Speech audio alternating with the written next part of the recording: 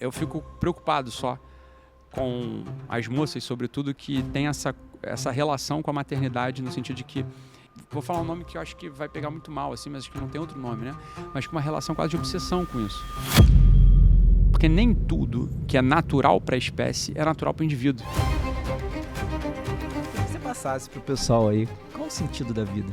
Você vai descobrir o sentido da vida de 3 modos. Aceitando o sofrimento inevitável da vida. Te interrompendo minimamente, o que é o ser normal? Porque o ser humano não é corpo e psique só.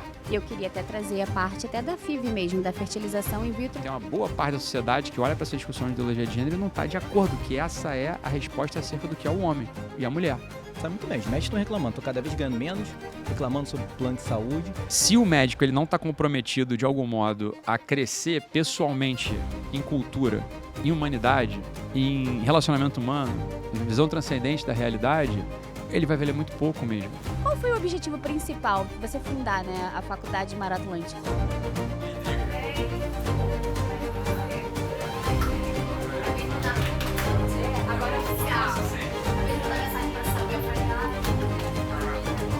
Olá, sejam todos muito bem-vindos a esse episódio inédito com os hosts do Anima Saúde, o podcast mais saudável deste Brasil. Eu sou a doutora Vanessa Vinck, sua anfitriã, junto com... Dr. Diogo Vinck, e vocês perceberam que estamos em cenário diferente hoje? Pois é. Imaginem quem nós vamos entrevistar. E, mesmo em cenário diferente, a doutora Vanessa continua linda, né? Muito obrigada, meu amor, você é muito gentil, você tá elegantíssimo também. Toda de azul também, porque... Igual o Bertaldinho, sua homenagem. Inclusive o nosso convidado também de azul. Exatamente, e aí? Então, já comece a encaminhar, porque esse será imperdível. Vou apresentar para vocês, já posso? Vai lá. Nosso convidado de hoje, ilustríssimo, diria de passagem. Nós estamos num ambiente diferente, porque nós estamos na casa do nosso convidado.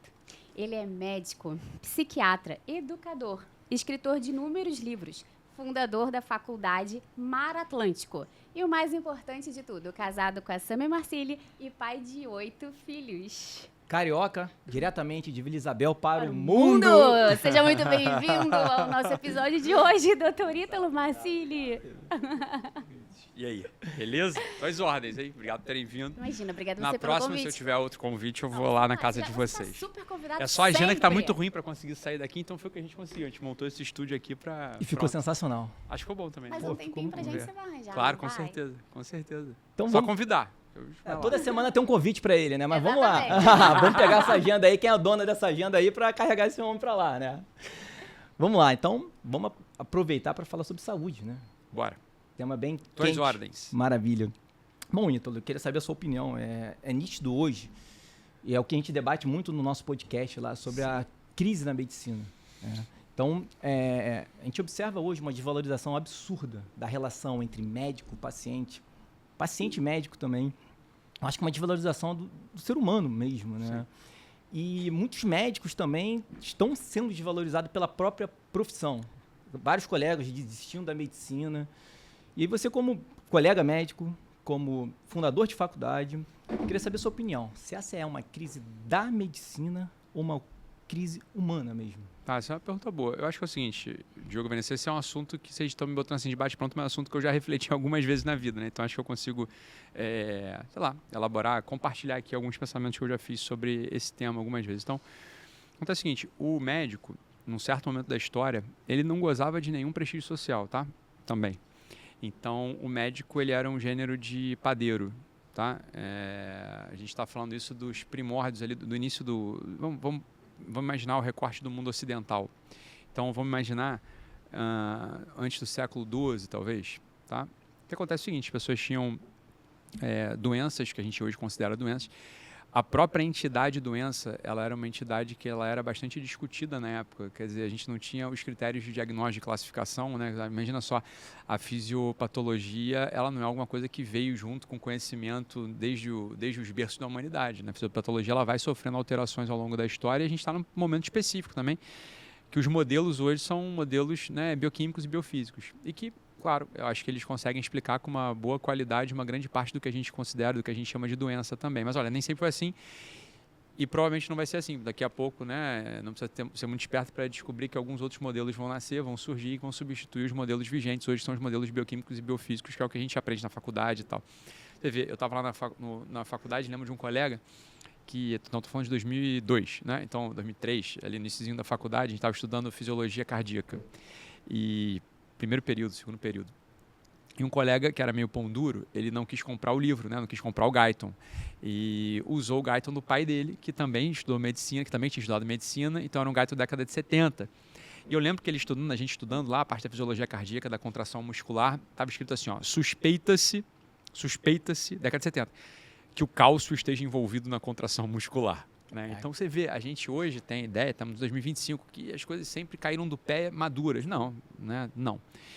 Então, beleza. Né? O que ocorre é que em algum momento houve um encontro da técnica mais envolvida, também bastante impulsionada pelo estudo e pelo desenvolvimento da anatomia, né? Ali no século XVI, sobretudo, também impulsionado pelas contribuições das belas artes. Olha que loucura, né? Quer dizer, há grandes contribuições das belas artes, ou seja, aqueles pintores e escultores que precisavam reproduzir fielmente a anatomia humana na época do Renascimento, porque estavam imitando, no final das contas, né? Ou seja, estavam revivendo, renascendo, fazendo renascer a cultura clássica romana e grega, precisavam de estudos de anatomia para poder pintar com precisão e esculpir com precisão os corpos humanos, dos deuses, etc.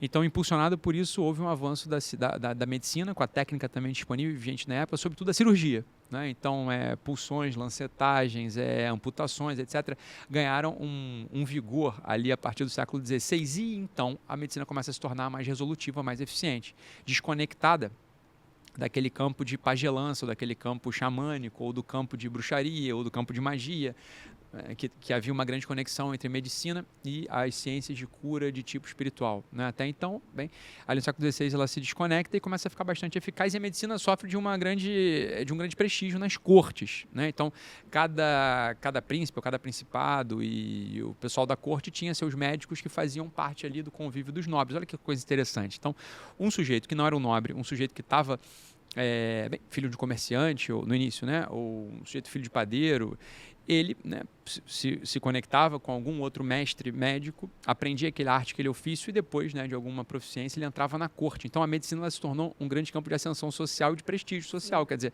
alguns médicos se tornaram conselheiros reais. Né? Isso é muito interessante. Mas olha só, é o que ocorre hoje, me parece. A medicina ela vai evoluindo tecnicamente e em algum momento específico, ali no século XIX e XX, a medicina, entendo o que eu vou falar, ela vira engenharia. Os grandes avanços da medicina, se a gente for parar para pensar, hoje eles não são avanços médicos, eles são avanços de máquinas. Tecnologia. Então, a capacidade que a gente tem hoje de fazer um diagnóstico, bem, existe o diagnóstico clínico, e o pessoal fala, a clínica é soberana até a página 2, né? A partir da página 2 eu quero ver a tomografia, eu quero ver o anjo-TC, eu quero ver a ressonância, eu quero ver, né, eu quero ver o exame de imagem, eu quero ver o exame laboratorial. A verdade é essa. Né? Então, a clínica ela é soberana, mas, na verdade, a gente tem um grande apoio hoje de tecnologia diagnóstica. Intervencionista, a mesma coisa. Né? Quer dizer, então, a gente consegue perceber que o grande avanço da medicina hoje não é um avanço que não foi feito por médicos. Né? Foi feito por engenheiros, por químicos. Técnico. Então, remédio. Bem, é um químico, é um engenheiro químico, né? É um farmacêutico que está lá na Bayer, está na Lundbeck, está na Asch, está, sei lá, né? que estão desenvolvendo medicação. Não é médico fazendo isso. O médico ele é um operador de ponta da tecnologia que entra hoje em jogo. Pronto. Então, quando o médico, que se torna um operador, portanto, da tecnologia, que é a grande rainha, a grande vedete dos avanços da medicina, se esse operador ele não tem a visão de homem, a visão humana mesmo, aí ele está liquidado. É claro que ele vai ser desvalorizado. Então, a desvalorização da medicina, e houve uma campanha do CREMERGE, aqui do Rio de Janeiro, né? Não sei se vocês vão lembrar perfeitamente disso, que era quanto vale o médico, não sei se vocês lembram, né? Total. Eu achava aquilo terrível. Aquela campanha, eu não gostava daquela campanha porque tinha uma pergunta, quanto vale o médico? Na minha cabeça, sempre que eu via um outdoor, um adesivo, me ocorria a resposta, você quer mesmo que eu responda? Você quer mesmo que eu responda? Eu falo, olha, depende, quanto vale o médico? O médico não é uma entidade que tem um valor em si. Sim. O médico ele é um homem ou uma mulher que tem que dominar bem a técnica, e uma grande parte não domina, a verdade é essa, e tem que dominar bastante as relações humanas. O nosso amigo, acho que ele já teve aqui no Anima Podcast Saúde, salvo engano, Henrique Cal, já veio? Sim. Nosso amigo Henrique Cal, ele insiste há muitos anos em divulgar e nunca conseguiu encontrar eco, a verdade é essa, né? Numa disciplina chamada profissionalismo médico. Sim, incansável. Ele tenta, mas não encontra eco, é curioso, eu acho isso uma tragédia, porque o profissionalismo médico trata de quê? Talvez já falei isso com ele, talvez o nome profissionalismo médico seja um nome muito ruim, comercialmente falando, porque não indica o que ele está querendo conversar, né? Mas o profissionalismo médico é uma disciplina que lá nos Estados Unidos é bastante desenvolvida, até, pelo menos mais do que aqui, fala sobretudo versa sobre as relações do médico com o paciente, com a família do paciente e da relação entre os médicos, desde o ponto de vista humano. Né? Ou seja, as competências socioemocionais, sociofamiliares, sei lá. Né? O que a gente chama de virtude. Né? É o que a gente vai chamar de virtude. Então, se o médico ele não está comprometido de algum modo a crescer pessoalmente em cultura, né? Em humanidade, em relacionamento humano, em visão transcendente da realidade, ele vai valer muito pouco mesmo. Vai ser desvalorizado, portanto. Se uma coisa vale pouco, ela vai ser desvalorizada. Com isso, eu não estou dizendo que o médico vale pouco. Eu estou dizendo o seguinte, não existe o médico. Existem médicos, indivíduos particulares. Né? Porque o médico, ele vale o que vale. Quer dizer, a tarefa médica vale o que vale. Num mundo no qual é a tecnologia que está na dianteira de tudo, ele vai valer menos do que a tecnologia. Mas é muito difícil lutar contra o curso material da história. Entende ou não? Isso que eu estou querendo dizer. Então, eu acho que, na verdade, a gente tem uma grande oportunidade, na verdade. Eu não acho que é uma tragédia. Eu falo, olha, tá bom. Então, que a gente aprenda a operar os robôs, né? As máquinas, que são dadas para a gente, tanto no diagnóstico quanto na intervenção, na terapêutica, e para ter qualquer tipo de distinção real que seja percebida pelo nosso paciente, pelo familiar do nosso paciente, pelos nossos colegas, a gente vai precisar ter uma assinatura de humanidade, uma assinatura de compromisso, uma assinatura de cultura, uma assinatura de transcendência, senão vai ser uma tragédia. Quando eu entro lá na clínica de vocês, né, porque eu me trato lá também, eu vejo que vocês passam na arquitetura já, na largada na arquitetura na Clínica Anima, que é aqui no Rio, já na largada na arquitetura já passam isso, né? Já tem uma assinatura querendo dizer, olha, isso aqui é claro que é um lugar que tem um monte de médico muito bem capacitado desde o ponto de vista técnico, mas isso aqui não é uma clínica fria. Nada contra as clínicas frias, mas elas são o que são, então serão o que são. Né? Então tem quadro com obra de obra de arte, né? Uma cor mais quente, tem uma assinatura de lar, pelo menos é o que eu sinto, né? Sim. É uma coisa que é mais aconchegante, né? Isso, né? A gente senta lá, o meu cardiologista é lá, né? O Dr. Rodrigo Reis. Então, só para deixar claro que eu ainda não procurei o urologista. Você fala agora, hein? Não vai falar do urologista, não? Só para deixar claro. Eu acho que é importante deixar isso claro. Acabei de fazer 40 anos, bicho. Vai chegar. Mas não chegou, é isso que eu quero dizer. Você parar aquela rosa. Pronto. E aí, o meu cardio, para deixar claro, o meu cardiologista lá na clínica, então a gente senta-se lá na poltrona, na cadeira e se sente, né? Quer dizer, olha, tem uma assinatura.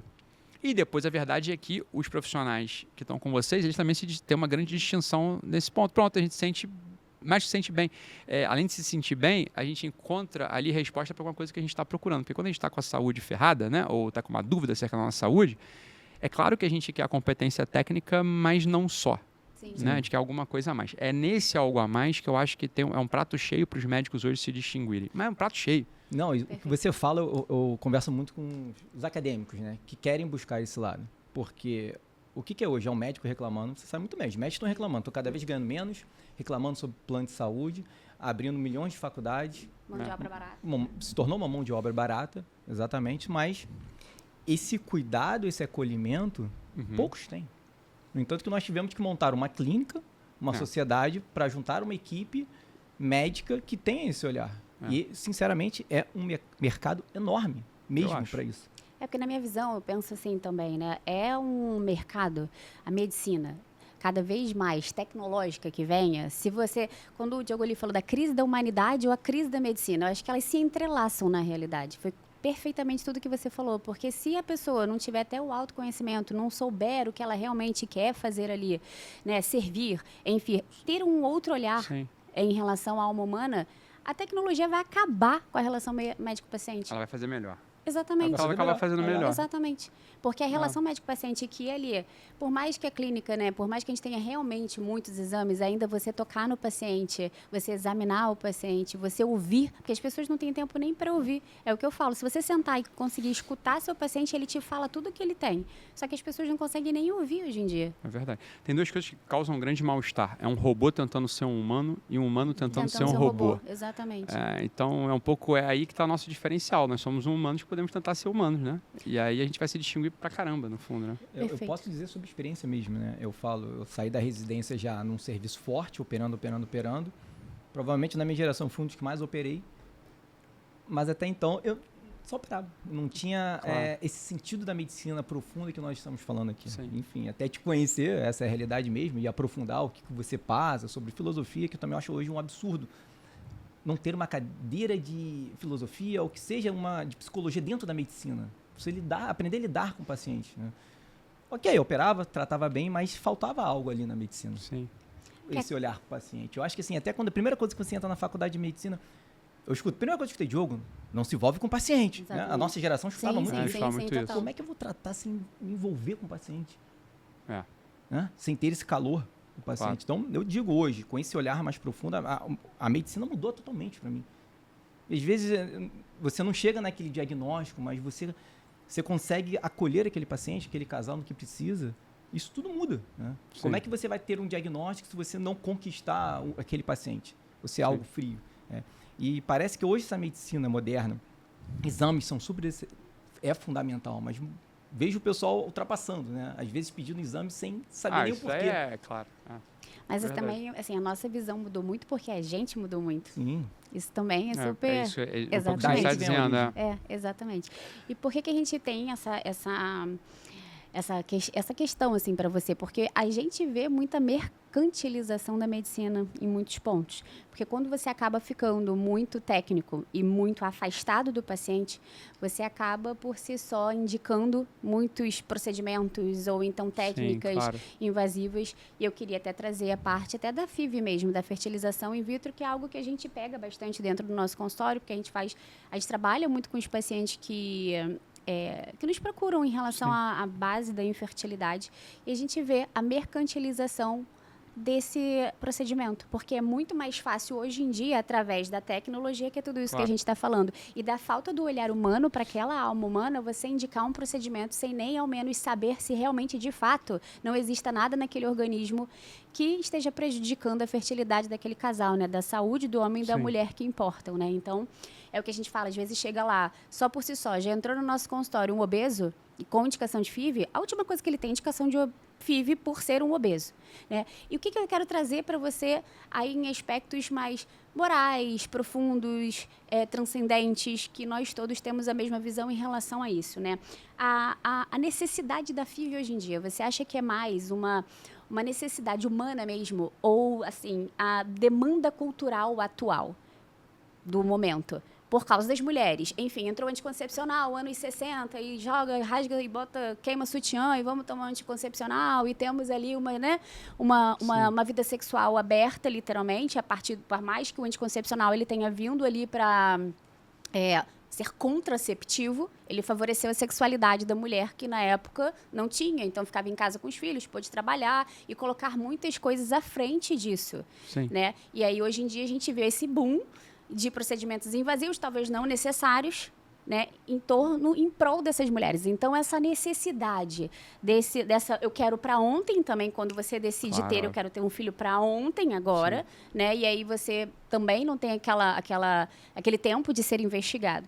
Então, será que realmente é uma necessidade humana ou expressamente ali uma demanda cultural que a gente está vivendo hoje em dia? Sim.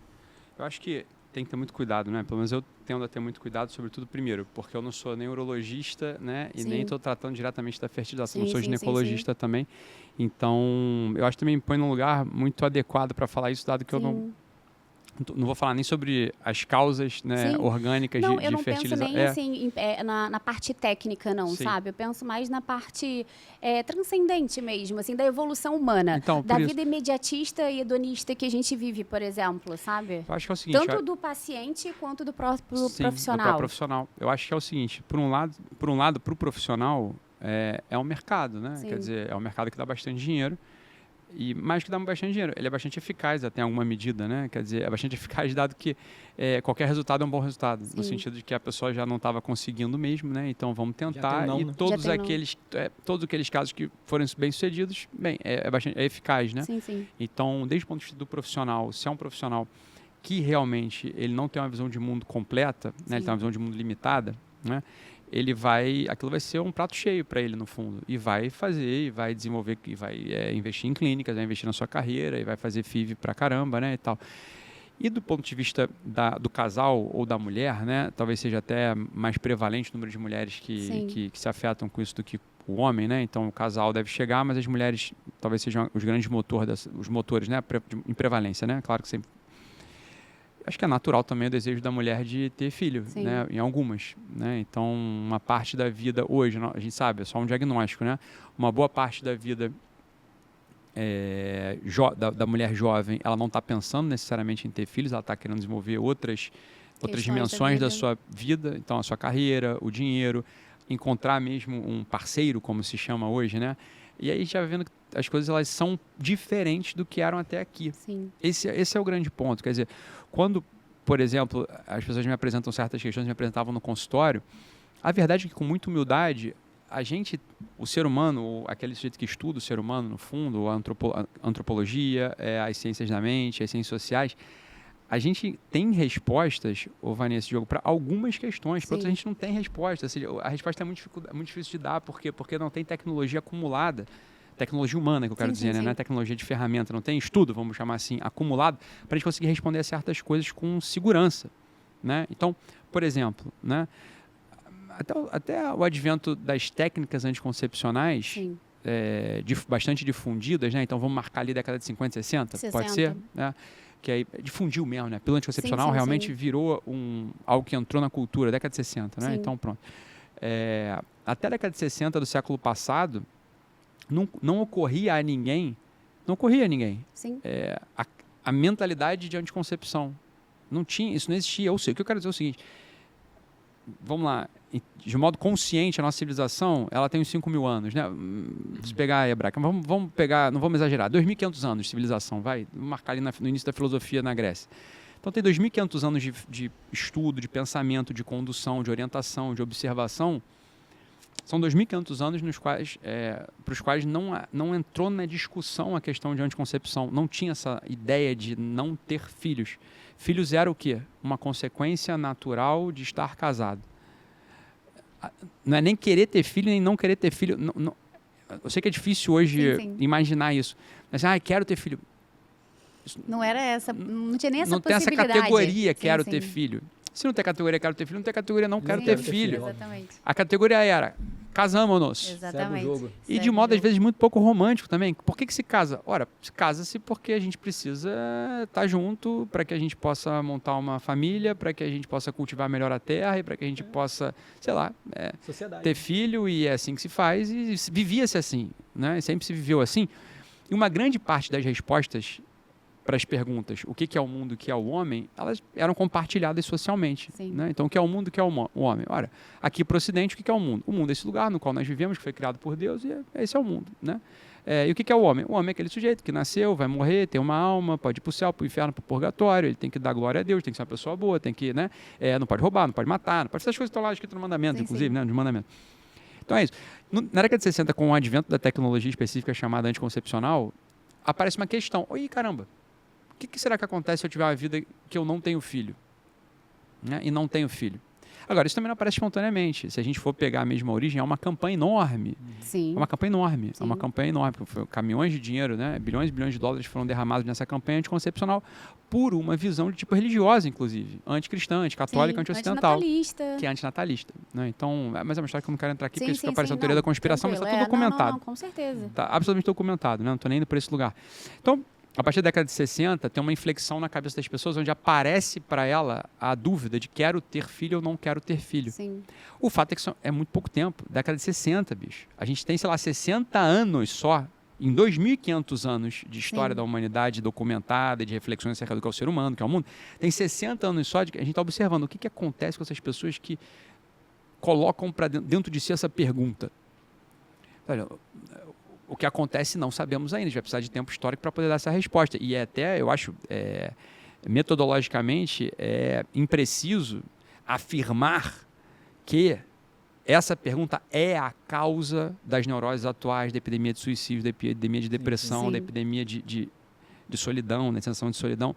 É impreciso desde o ponto de vista metodológico, mas, né, que essa pergunta ela faz parte de uma cultura. Total. E aí sim, essa cultura moderna, ela leva esse estado de coisas, a gente pode cravar em pedra, assim, Sim. ou com grande certeza a gente pode dizer, olha, tem uma cultura, né, da modernidade ou da contemporaneidade, se a gente quiser ser mais preciso, que tem características de materialismo e de hedonismo, sobretudo materialismo e hedonismo. O que é materialismo? É a visão de que o mundo é essa coisa aqui, material, Sim. né, e que a transcendência, ela até pode ser que exista, mas não estou considerando muito isso, né? E o hedonismo os valores atuais são o conforto, a segurança, né? Para não dizer o prazer, porque Sim. também muito pouca gente vive baseado no prazer, né? Quer dizer, o prazer, para você ter alguém assim, cara, o que eu quero na vida é prazer, pô, esse cara é muito doidão. Esse sujeito até tem mais vigor e virtude do que, em geral, o tipo de hedonismo que aparece pra gente, não é esse do quero prazer, né? Não é esse o hedonismo. O hedonismo é conforto e segurança, conforto e segurança, conforto e Sim. segurança, é isso. Ora, a busca por conforto e segurança é uma novidade também, Exatamente. É verdade. que tem 60 anos. Ninguém nunca teve na cabeça a ideia de, não, eu vou pautar minha vida vai ser pautada no conforto e na segurança. Você imagina um sujeito do século XVII, né, sei lá, pensando nisso, nem lhe ocorre conforto e segurança. Sim. Como é que ele vai ter, olha, conforto? Não precisa ir muito longe. Sem Vocês luz. foram a Fátima já, não Ah. foram? Aham. Então, não precisa ir muito longe. Então, lá em Fátima, por exemplo, só porque é uma coisa mais recente, mais próxima, isso do início do século, 1917, 1910, né? Sim, sim. Então tem as casas lá dos pastorzinhos e dos pais dos pastorzinhos. Você entra numa casa daquela, Sim. Porra. tem uma pergunta que me veio na cabeça, como é que eles faziam filhos?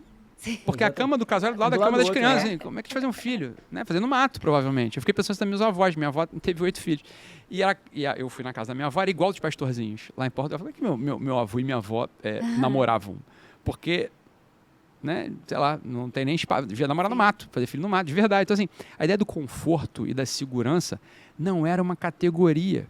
Sim. Não era uma categoria que estava presente na cabeça de ninguém. Não tinha manteiga disponível, não tinha micro-ondas, não tinha luz elétrica, não tinha anestesia, não tinha cama com fio, não sei, com mola, não sei o quê, e travesseiro com pelo de ganso. Não tem, com pelo, com pena de ganso. Pena de ganso. Não tinha nada de edredom, O que você tinha era um trapo áspero que te cobria para você não morrer de frio, né? Então, até ali, até o virada do século XX, a noção da segurança e do conforto, ela absolutamente não estavam em cena. O fato é que entraram em cena. E a gente não sabe estimar ainda os efeitos que uma vida pautada nos valores da contemporaneidade, a gente pode destacar 2 aqui, que é o hedonismo e o materialismo, a gente não sabe quais são os efeitos disso para a pessoa em si, para a Sim. família e para a civilização. A ideia de ter um filho, né, hoje, na contemporaneidade, se a gente analisar por 2 segundos essa história, né, entre os nossos amigos, na gente mesmo, né, nas coisas que a gente ouve, que a gente está vendo, a ideia de ter um filho, ela é radicalmente distinta hoje Sim. do que era há muito pouco Com tempo, há certeza. 70 anos. Minha avó Arminda, por que ela teve filho? Se alguém fizesse essa pergunta para ela ia te responder por educação. Porque... Não sei, ela não Sim. sabe nem responder essa pergunta. Hoje as pessoas olham pra você é louco, tem 8 filhos. Acho que nem tem mais cara de pau de... Né? Ninguém... Porra. Nem se atreve. nem se atreve.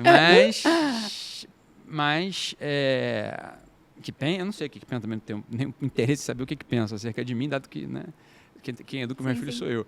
Então, que legal ser muito filho. Eu de verdade, eu não acho muito legal, eu não acho nada. Eu não acho nada. Agradeço a Deus cada vez que vem uma alma, porque eu tenho a oportunidade de ter mais uma alma, que é uma alma imortal, é um mistério, é um negócio absolutamente desconcertante você cuidar de uma criatura, desde que ela não tem capacidade de falar, de comer sozinha, de se virar sozinha, né? Mas como esse contexto mudou, né? Exatamente. Que é a ideia que eu queria trazer aqui. Porque exatamente, falar com sua avó, tem 8 filhos. Sei lá por quê. Hoje as pessoas olham para as famílias numerosas, cara, como se fosse uma aberração. Eu acho que as famílias numerosas se olham como uma aberração também. É uma visão que eu Pode tenho. ser também. ainda hoje. Claro, elas estão no meio de uma cultura. Isso que é um ou outro que não vê assim. Um ou outro fala com essa naturalidade que eu estou falando. Eu falo com essa naturalidade não é postiça, não. É o que eu acho mesmo. Sim. Né? Pode perguntar pra Sam. A gente namorava e falou de filho uma vez, aí me entrou uma ideia. Quantos filhos? Eu falei, Sei lá. ué, quantos vierem? Eu falei, eu não conhecia direito à religião, não conhecia nada. Mas era uma coisa meio natural, talvez porque eu tinha muita presença da minha avó. Então, não sei. Não sei, alguma coisa ali me preservou dessa... Lá no iniciozinho, com 18, 19 anos, né? Então, pra mim, então, você tem muito filho, que legal. Eu falei, legal no sentido de que, sei lá, se é legal. Legal se eu conseguir criar esses moleques, né? Se esses moleques forem pessoas boas, né? Se esses moleques amarem a Deus, aí é legal pra caralho. Mas também se não amar a Deus, bela bosta, né? Botei uns diabos no mundo. Não entende o que eu quero dizer? Sim. Não fui capaz de ajudar esses moleques a não ser uns demônios, não é isso? Então, algumas famílias numerosas também, hoje, e são a minoria, creio eu, mas algumas são muito faladoras. Falam como se fosse uma puta virtude ter 8 filhos. Sim. 7 filhos, 3, 4 filhos. Bicho, fazer filho não é muito difícil, concorda? E tem famílias que não têm filho. Exato. Exatamente. Ou seja, quem é fértil, não é muito difícil fazer filho, né? Você se deita lá, faz o que o pessoal, né? Alguns sabem, outros imaginam que se faz, e aparece lá 9 meses depois uma criança saindo de dentro da barriga da mãe. É assim que se faz filho, galera. Não tem muito mérito nisso, hein? Atenção. Então, eu acho que não tem normalidade em nenhuma parte, na maioria dos casos, né? E entendo perfeitamente uma moça de 34 anos que está junta com que acabou de casar e está tentando, ele com 36 ela nota que não vai ter filho, o relógio biológico Bateu. já bradou, como dizem os bombeiros, e ela vai procurar lá as clínicas. Entende perfeitamente. Eu entendo perfeitamente isso. Porque, claro, aparece para ela em algum momento a ideia de, porra, não está acontecendo o que é natural acontecer. Só que não é natural aos 36, é natural desde que a menina casou. Exatamente. Né? Deveria ser natural, e não é. Então, eu acho que tem uma... Não acho nada, vejo isso, pelo menos, né? Que tem uma desconexão, uma ruptura para um lado e para o outro. O pessoal que ouviu fala assim, uma família numerosa, achou bem legal, achou muito interessante. Sim. E aí fica como se fosse uma competição olímpica. Eu falei, galera, se vocês fazem o que tem que fazer e tem 3 filhos, eu não sei, eu nem sei. Acho que o número não era para aparecer sequer. Eu não gosto quando escrevem. E pai de 8, vocês falaram, pai de 8 filhos. Desculpa, tô brincando. Eu tô falando de boa. Não corta não. Mas assim, eu não gosto no sentido de que, para mim, não é um marco. Não é nada. Né? Bota lá na contracapa dos meus livros, lá, não sei o que dizer, casado e pai de outro filho, no Instagram, não sei o que dizer, pai de outro filho. Falei, porra, galera, eu acho esquisito, pro meu gosto eu acho esquisito. Sim. Eu sou pai de outro filho, mas Sim. eu não sei se acha, eu fico pensando, mas isso é muito pouco. Uhum. Eu não sei, porque se me dá um número, título, né? o número serve para eu poder me botar numa escala, né? Para isso serve um número. Eu vou saber, pô, tirou 10 na prova, 10 é o máximo, então você ganhou. Agora, 8 é muito, é pouco, não sei. Se eu vou comparar 8 lá com a avó do meu tio Durval, é pouco, porque ela teve 24, né? Se você comparar com Nossa Senhora, que teve 1, é muito. E ainda fica essa história, Nossa Senhora teve um filho. Exatamente. Bicho, entendeu o que eu quero te dizer? Vai competir? Meu irmão, entende? Então assim, né? O que você tá falando? A família numerosa. Fala, Nossa Senhora não teve uma família numerosa, hein? Só pra constar. A gente pode usar você mesmo como exemplo, né? Tudo que você faz e constrói. Porra, Ítalo Marcilli, fundador de faculdade, fez isso aqui, não tem filho. Foda-se. Depende, foda-se assim, se eu não tenho filho porque eu sou egoísta, porque eu tô vivendo o hedonismo, não sei o quê, aí por uma infertilidade mesmo. Bicho, não teve. Não conseguiu casar. Às vezes não tem às vezes nenhuma moça olhar pra minha cara e falar, não, o nariz é muito grande, é muito escroto, um jeito que eu não quero. Pronto, eu não consegui casar. Eu não consigo casar. Tem um monte de gente que não consegue casar, não é isso? Aí depois a pessoa consegue casar e não consegue ter filho. Aí a pessoa consegue ter filho e os filhos morrem. E aí tem uma meia dúzia que... Mas sempre foi assim, né? Sim. Aliás, sempre foi assim. Então, acho que é isso que eu fico preocupado só com as moças, sobretudo, que tem essa relação com a maternidade, no sentido de que não é nem que acha que é um... a questão não é nem direito ou um dever, não é isso, não. É com a relação de... Com essa relação de... Vou falar um nome que eu acho que vai pegar muito mal, assim, mas acho que não tem outro nome, né? Mas com uma relação quase de obsessão com isso, né? Porque nem tudo que é natural para a espécie é natural para o indivíduo. Né? Nem tudo que é natural para a espécie é natural para o indivíduo. Alguns indivíduos têm carências individuais específicas, né? Então, é natural para a espécie andar. Haverá pessoas que nascerão sem pernas. Sim. Não andarão. E não deixa de ser um ser humano. Né? É natural para a espécie humana enxergar. Há pessoas que perdem a visão e não deixam de ser um ser humano. Né? É natural para a espécie humana ter filho. Haverá pessoas incapazes de ter filho e não deixa de ser um ser humano. Quando eu digo não deixa de ser um ser humano, não deixa de poder exercer todas as potencialidades e de poder crescer em inteligência, em santidade, em serviço, em alegria e tal. Né? É isso. Então, quando entra uma técnica que é a última voz que a pessoa quer ouvir ou quer escutar para inverter esse curso natural das coisas, essa técnica tem que ser vista com muito cuidado, porque a técnica por si só, ela não é nem boa nem ruim. É uma pipeta, né, e uma placa e um microscópio. Isso é técnica. Pipeta, placa e microscópio não significa nada. Não é nem bom nem ruim. Agora, quais são as consequências, né? O que essa técnica está respondendo? Quais são os efeitos? Aí entra todo um grande campo que se torna bastante complexo e por isso é muito difícil das pessoas entenderem, chamado bioética. Sim. E aí entra um outro problema ainda, que é a bioética hoje é assunto religioso. O que não é necessário que seja. Sim. A bioética não tem a ver com religião, absolutamente. Exatamente. Mas a gente só vê gente de igreja falando de bioética. Exatamente. Então, imediatamente, desde o ponto de vista da opinião pública, isso aí é da tua fé. Exatamente. Por quê? Porque a gente, em geral, são pessoas de fé, ou pessoas que têm fé, ou pessoas que têm religião, que estão tratando desses assuntos, não é isso? Então, é muito difícil você ver um ateu tratando a bioética segundo a lei natural. É muito difícil. Haverá, mas é muito difícil, né? Então, há vários problemas, desde o ponto de vista da comunicação, da opinião pública, depois afetivos, porque, a menina lá fala, então você é contra a vida? Não é isso? É muito engraçado você ser aberto à vida e ser contra a fertilização in vitro. E claro que dá para entender o que as pessoas estão falando. Elas não têm conhecimento nenhum de nada. Nunca investigaram o assunto. Não são absolutamente honestas acerca dos seus próprios sentimentos, da realidade, do mundo, da família, de nada. E é uma coisa boa ter filho. Vai dizer que é ruim? É bom, óbvio que é bom ter filho. Né? Então fica difícil conseguir mudar a cabeça das pessoas, porque você não quer mudar, eu não quero mudar a cabeça das pessoas. O que a gente precisaria o que seria ideal era o esclarecimento social e coletivo. Depois, individualmente, cada um toma a sua decisão baseado no que ela... Agora, é o inverso que tem hoje. Hoje a gente tem a coletividade, o pensamento estabelecido, a opinião pública. É uma opinião pública, uma sociedade, é uma comunidade hedonista, né, e materialista, que é o caldo de cultura da contemporaneidade. Então, meu amigo, se você quer, se você tem dinheiro, se a técnica existe, isso vai te dar mais conforto psíquico, afetivo, o cacete A4, manda brasa. Não é o que se fala? Não sofra. Hã? Não sofra, né? Não sofra. Como se fosse uma garantia também. Acho que é importante deixar isso. Mas também ninguém está ligando para a duração desse não sofra. Né? Quer dizer, se eu não sofrer um pouquinho, já está valendo. Se eu tiver um conforto afetivo que seja um pouquinho, está valendo, né?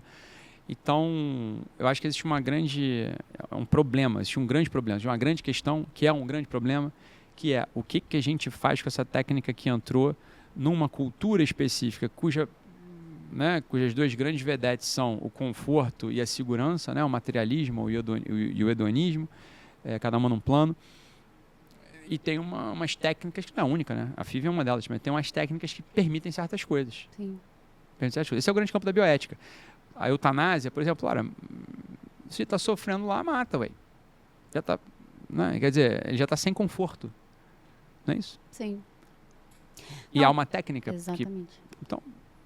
Não, perfeito. Quando eu trouxe esse assunto aqui, não era para discutir, a princípio, a gente, indicação ou não indicação, esse foi perfeito. Porque o que eu queria trazer? A materialização do que a gente está falando em relação às técnicas que hoje a medicina está tendo de tecnologia, o distanciamento ali do médico-paciente, né? Porque você realmente poderia olhar aquele outro paciente ali com outro olhar, né? Ao invés de só realmente querer resolver aquele problema imediato, tanto para satisfação do próprio paciente, quanto pensando nos seus benefícios próprios, né? E em relação, por isso que a questão era, será que era realmente uma necessidade humana a ter a qualquer custo, ou uma demanda do nosso tempo? Que você respondeu brilhantemente, porque olha sua avó, por que você tem filho? Era o tempo dela, né? E aí hoje a gente traz para o nosso tempo, por que você tem filho? Vão ter várias pessoas que vão responder o porquê ou porquê não querem, vai ter a sua resposta analisada porque elas conseguem não ter também, se não quiser. Né? Ela tem essa possibilidade de não ter. Né? Só que a diferença, eu acho, que fica nessa profundidade, que graças a Deus, né, tipo, ali você passou ali, né, uma visão diferente da vida humana. Entende? Aí tem o pessoal que fala assim, eu tenho filho porque é a vontade de Deus. Mas ele responder se responder nada é a mesma coisa. Sim. Em que sentido? Não, porque Sim, Deus não sim. existe, mas então é a vontade de Deus tudo. Mas isso é resposta preguiçosa na minha Sim, visão, sim, né? sim. Então, beleza. É a vontade de Deus. Se você quiser trabalhar com essa chave, tudo é vontade de Deus, então Sim. não vamos conversar sobre nada, né? Por quê? Porque é vontade de Deus. Porra. Então, assim, por que as pessoas têm filho? Porque é natural da espécie ter filho. Sim. É por isso que, e alguns indivíduos não terão filhos. Entende? Alguns indivíduos não terão filhos. Outros terão. Né? Isso. Alguns terão, como eu disse, os filhos morrerão. Né? Eu acho que também deslocar para Deus tudo, é o que eu estava falando da bioética. Eu falei, eu não vou ficar discutindo. Sim, sim. Cada um tem a sua fé, tem um modo de se relacionar com Deus e tal. É o que eu estou falando, não estou falando para uma pessoa em concreto com um sofrimento concreto. Estou falando Sim. de ponto de vista da norma, né? Então, a gente tem que sempre duvidar um pouco quando todas as nossas respostas são, é da vontade de Deus. Por um lado, é exatamente isso. Isso é a fé. Por um lado, é exatamente isso. Por outro lado, você tem uma coisa chamada inteligência humana, vontade humana, sim. vida humana, que você tem que Pode conseguir banalizar. encontrar os motivos, né, e as razões da tua esperança ou da fé. Isso faz parte do ser humano. Sim. Né? Então, por um lado, óbvio, o homem de fé, ele realmente acha que, porque sabe, né, que é tudo, não cai uma folha da árvore, né, seja da vontade de Deus. Beleza. Isso aí todo mundo sabe mesmo. Ou deveria saber, ou deveria viver diante disso. E por outro lado, você tem as respostas naturais, que a inteligência humana consegue, que dão conta de perceber, de desenvolver, etc. Né? É um assunto muito espinhoso, mas se a gente puder trazer para o tempo moderno, o que a gente vive hoje também? O pessoal não quer ter filho, aí depois quer ter filho, aí quer ter 1, 2, aí depois eles querem controlar tudo também, né? Aí não quer ter mais filho, faz uma vasectomia, aí depois volta e quer ter filho. Acaba que se torna essa bagunça também, né? Quero ter filho de qualquer jeito, faz uma FIV, não quero, e aí? É por isso, porque tem a pergunta posta, que Exatamente, é muito nova, né? Tudo muito novo. A relação com a maternidade, com a paternidade hoje é muito nova essa relação, o modo como se vive essa relação Sim. é muito novo. E mais, tem a técnica, e agora tem técnicas de reversão, inclusive. Então, assim, Exatamente. faz do teu jeito, né? O pessoal pensa, então é isso, gasta, sei lá, 120 mil para ter filho, aí teve 2, depois gasta mais, sei lá, 30 para fazer uma vasectomia. Aí depois não tem, mas aí separou e casou com outra mulher, porra, Exatamente. gasta mais 40 para reverter, mas a mulher infesta, então gasta mais 120 para ter Fazer filho, filho. depois faz a vasectomia pela segunda vez. Contando desse modo, parece assim, cara, sei lá, para mim, pro meu gosto, me parece que a pergunta está posta de um modo equivocado, ou é uma pergunta equivocada. Que pergunta é essa? A pergunta você quer ter filho ou não quer ter filho? Essa pergunta me soa muito estranha. Exatamente. Porque ela vai levar um comportamento muito anormal. O que é um comportamento anormal? Um comportamento que ele foge do padrão do comportamento humano, da civilização. Então, existe um comportamento. Fugiu do padrão. Olha, por exemplo, você ficar... Vamos sair da FIV. Você ficar pendurado 14 horas diante de uma tela. É um comportamento anormal. Sim. Em que sentido é anormal? No sentido de que, cara, ninguém nunca... Isso não existiu na história da humanidade, então nós não sabemos o que acontece, o que acontece com as pessoas que ficam penduradas 14 horas vendo o celular por dia. Não sabemos. Por quê? Porque a gente não teve tempo de civilização ainda para investigar e para saber. Então, a gente não sabe se isso é uma coisa ética ou antiética.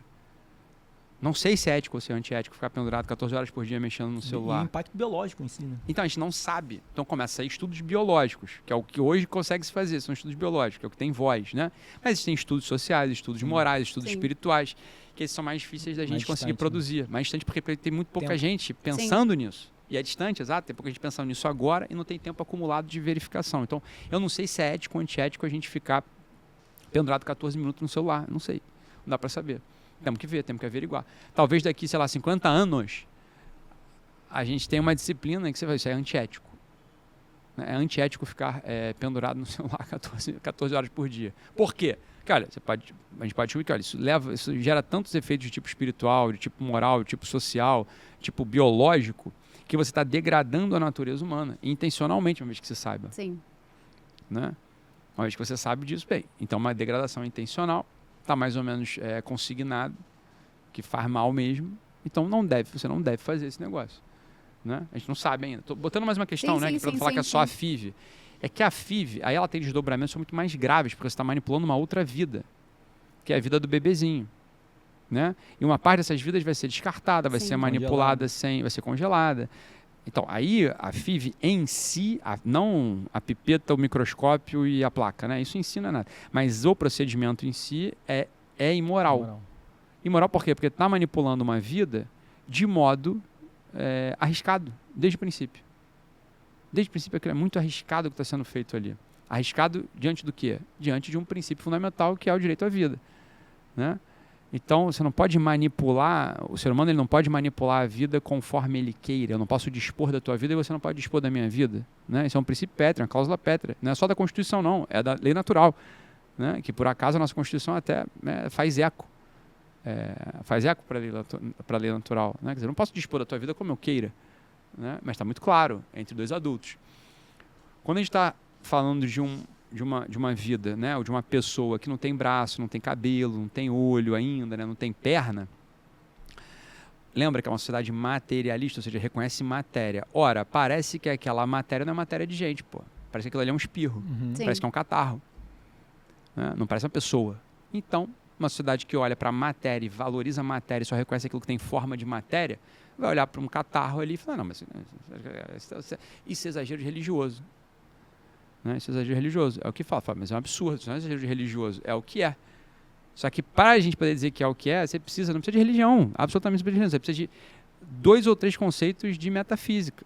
Básico. Mais básico. A mudança qualitativa, ou seja, era um espermatozoide e era um óvulo, né? Não são vidas ainda. É uma célula, né, sexual, uma célula sexual reprodutiva masculina e uma célula sexual reprodutiva feminina, né, especializadas. Quando elas se juntam, pronto. Aí mudou a qualidade das coisas, virou uma outra coisa. Houve uma alteração de forma substancial. Pronto. De qual forma substancial é esta? É uma forma substancial de gente, de pessoa. Essa forma substancial, depois, claro, no seu desenvolvimento, ela vai acidentalmente mudando, mas a substância já é aquela. A substância já é de gente, já é de pessoa, ou seja, já é uma pessoa. Essa discussão, eu não tenho muito saco paciência para ela desde 2003, no meu primeiro debate de bioética na faculdade contra o pessoal que falava o contrário. Eu não vou falar o nome dela porque eu até gosto. Ela acho que ela nem sabe que eu gosto dela, mas eu gosto dela. Uma pessoa que era da minha turma, ela era do PSTU, pessoal de esquerda, mas eu achava ela muito amável, eu gostava muito dela, eu gostava de conversar com ela. Mas teve um debate mesmo lá, que ela estava de um lado e estava do outro, de bioética. E ela chorou, né? O pessoal chorou lá. Não é porque eu estava... Mas é porque... Você falou a verdade. Falei verdade. Né? E a verdade é assim, cara, quando é que muda? Quando aparece o sistema nervoso. O sistema nervoso central, o sistema nervoso, ele aparece onde? Ele aparece naquela substância que já está dada, entende? Quer dizer... Mas mesmo assim, hoje o pessoal não está nem... isso era papo de 2003. Não havia essa sofisticação. Não havia essa sofisticação. Tinha debate. Por isso que eu estou dizendo, os debates eram interessantes. Hoje ficou para trás essa coisa. Aí depois virou ideologia de gênero. A ideologia de gênero, não sei se já ficou para trás também. Ninguém mais discute isso. Não. Assim, está consignado. Assim, aborto, né, para esse pessoal. Aborto pode e ideologia de gênero é o que está dado. Só que o debate não está completo. A gente não... Olha, eu não sei, acho que tem uma boa parte da sociedade que olha para essa discussão de ideologia de gênero e não está de acordo que essa é a resposta acerca do que é o homem e a mulher. Até por uma questão de respeito. Fala, pessoal, eu entendo que uma minoria está acreditando numa coisa específica, mas tem uma grande maioria que não está vendo isso mesmo, entende? Então, até por uma questão de respeito, o debate tem que continuar. Uma questão de respeito. Porque eu estou respeitando o que eles estão vendo, né? O aborto eu não consigo sequer respeitar, porque assim, você não está vendo isso. Você não está vendo que não era uma pessoa. Você está querendo agir diante do conforto, da segurança, da conveniência. Com todos os argumentos postos que são absolutamente razoáveis. Tipo, mas e a saúde da mãe, a saúde psicológica da mãe? Tudo isso é absolutamente razoável. Mas não é suficiente para determinar a morte de uma criança. De uma pessoa, não é de uma criança. Porque também não é uma criança, é uma pessoa, né? Uma vida. Uma vida. Né? Beleza, se a sociedade, se todo mundo está, não, estamos de acordo que sim, a gente pode dispor da vida, a gente entrou num lugar muito, muito perigoso, né? Isso é antessalo do genocídio, beleza, então claro, o campo de concentração é uma consequência, né? O massacre dos Tutsi é uma consequência, não é isso? É tudo uma consequência natural. Nesse campo? A gente está a um passo da barbárie, né? Mas é um passo da barbárie. Qualquer momento vai explodir. É um passo da barbárie. Claro, não é conveniente ter barbárie a todo tempo, né? O ser humano, os grupos têm uma certa... Mas bastam, sim, não sei se vocês lembram como é que foi lá. É Ruanda ou Luanda lá que teve os Tutsis e os Hutus? Foi Luanda, né? Não, foi Bem, agora eu esqueci. Mas teve um dos maiores massacres, um dos maiores genocídios contemporâneos tinham 2 tribos em Ruanda que era isso, conviviam perfeitamente. Tribo no país, né? Isso é recente pra caramba. Conviviam perfeitamente, mas aí a rádio foi comprada por um radical de uma das tribos, né? E ficaram ali durante 2 anos fazendo propaganda de que a outra tribo era barata. Teve uma hora, meu amigo, que virou barata mesmo. O que você faz diante de barata? Mata. Então, esse sujeito que era o Feliciano, Dominique Feliciano, acho que era o nome dele, era não era o ditador, ele era empresário, dono das rádios. Ele comprava caminhões cheios de faca e chegava nos vilarejos e abria a capota do caminhão. Então, o pessoal dos Tutsi, salvo engano, pegava as facas e iam caçar Hutu, ou o contrário. Não lembro agora. Mataram 700 mil pessoas, pô. Mas como é que matavam, ô Diogo? Não sei se você leu o livro. Eu li o livro Sobrevivi para Contar, da Imaculée Libagiza. Está relatado lá em primeira pessoa. Ela sobreviveu. Ela era da tribo que estava sendo exterminada. Então ela conta que ela, escondida, viu a invasão de gente com faca. Ela se escondeu no banheiro de uma casa e viu pelo basculhante o irmão dela ser cercado e o irmão jogar bola com os caras. Era amigo dos caras, dos outros, né? E começaram a implicar com ele. Falou, olha... você foi para a faculdade, né? Foi para a faculdade, a gente não foi. Como é que será que funciona o cérebro de alguém que foi para a faculdade? Vamos ver? Vamos. Plá! Estouraram a cara dele e arrancaram o cérebro do cara. Né? É a barbárie. Sim. Mas é por quê? Porque a noção do que é a vida, ela já se perdeu. Exatamente. Já se perdeu. Naquele caso em concreto, se perdeu por uma propaganda maciça, né? Impetrada há anos, dizendo que você é uma barata. Agora, É a propaganda que a gente vive hoje também. Mas é mais ou menos a mesma coisa. É a mesma coisa. Se você está dizendo que aquela coisinha é um catarro... Exatamente. Que pode ser... Catarro a gente faz o quê? A gente descarta. Sim. Não é isso? Se aquilo é um catarro, um catarrinho, você pode descartar se não é conveniente. É a mesma coisa. É a mesma coisa. Sim. Sem exagero, é a mesma coisa. Né? Isso tudo vai se desdobrando para comportamentos sociais mais extensos, políticos, né? Onde a diferença de filiação partidária faz com que eu te considere menos gente. Isso é um absurdo. Sim. Em toda regra é um absurdo isso. Sim. Te perguntar, voltando ao assunto só de fertilidade, assim, você tem ideia do impacto que isso pode causar? Porque pensando na época de gregos e romanos lá, eram 8 nascidos vivos por família, depois até a década de 60, nisso nós estamos falando, 6. Me parece que agora a estatística é 1,6, 1,5 nascidos, né? A Europa já ligou um alerta em relação a isso, né? Isso tem um impacto social absurdo, né? Mundial. Mundial. O que você espera sobre isso? Porque assim, né, na realidade. a população vai envelhecendo, e aí? E não vai nascendo. A gente não tem nem o que... Não tem o que esperar, é uma coisa matemática, né? Quer dizer, Acabou. 1,5 filhos de europeu por casal, 7,8 filhos de outra... Árabe. De outra não vai caber, tem uma hora que tem mais bola azul do que bola vermelha. É simples, assim, é muito simples, então vai virar outra coisa, que é onde a gente está, precisamente onde a gente está agora. Eu não sei se vocês assistiram, não assistam não estou recomendando, tá? É terrível, mas eu assisti. Li o livro da Margaret Atwood, que é Handmaid's Tale, o Conto de Aya. Aí fizeram uma série na HBO, na HBO, beleza? Que a história é assim, num momento específico da humanidade, de absoluta... não tem natalidade mais, não nascem mais crianças, um grupo político entende que o grande capital dos países é gente. Então, a partir de um discurso de tipo religioso, absolutamente baseado na Bíblia, distorcido, mas baseado na Bíblia, eles chegam ao poder e separam a sociedade. Há uma separação na sociedade em estratos muito bem definidos, né? Os capitães, as guardiãs, as cozinheiras e as aias. Quem são as aias? As aias são aquelas mulheres que deram à luz em algum momento da vida, ou seja, são férteis. Então essas aias, elas eram presas, eram capturadas, né? Passavam para um campo de concentração, de dessensibilização e eram levadas para a casa desses capitães. E sempre no período fértil elas tinham uma relação sexual com o capitão. Estupro chama-se, né? Com a esposa do capitão assistindo. Né? Isso tudo está baseado na Bíblia, porque há uma parte da Bíblia que fala qualquer coisa, pronto. Então, esse livro, esse documentário é uma distopia, no fundo, né? Quer dizer, e se a natalidade zerasse e o neopentecostalismo tomasse o poder e pudesse basear as formas de governo em versículos soltos da Bíblia, como seria esse mundo? Essa é a pergunta que a Margaret Atwood faz.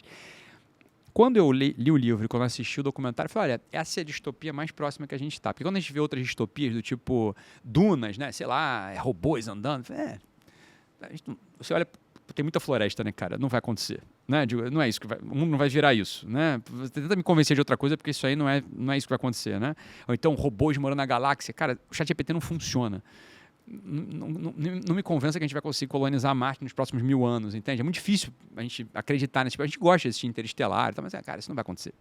Agora, quando você assiste Conto de Aia, você fala, é uma questão matemática, cara, é mesmo, né? Assim, as mulheres não têm mais filhos, e esses discursos neopentecostais políticos é isso, é o sujeito que vai ser eleito porque é um ungido de Deus, e ele acha que é um ungido de Deus, e o pessoal acha que é um ungido de Deus, o pastor fala que é um ungido de Deus, e o povo acha que é um ungido de Deus, e aí quando ele chega no poder, qualquer merda que ele faça, qualquer coisa que ele vai fazer é porque eu sou um ungido de Deus, você vai discutir comigo?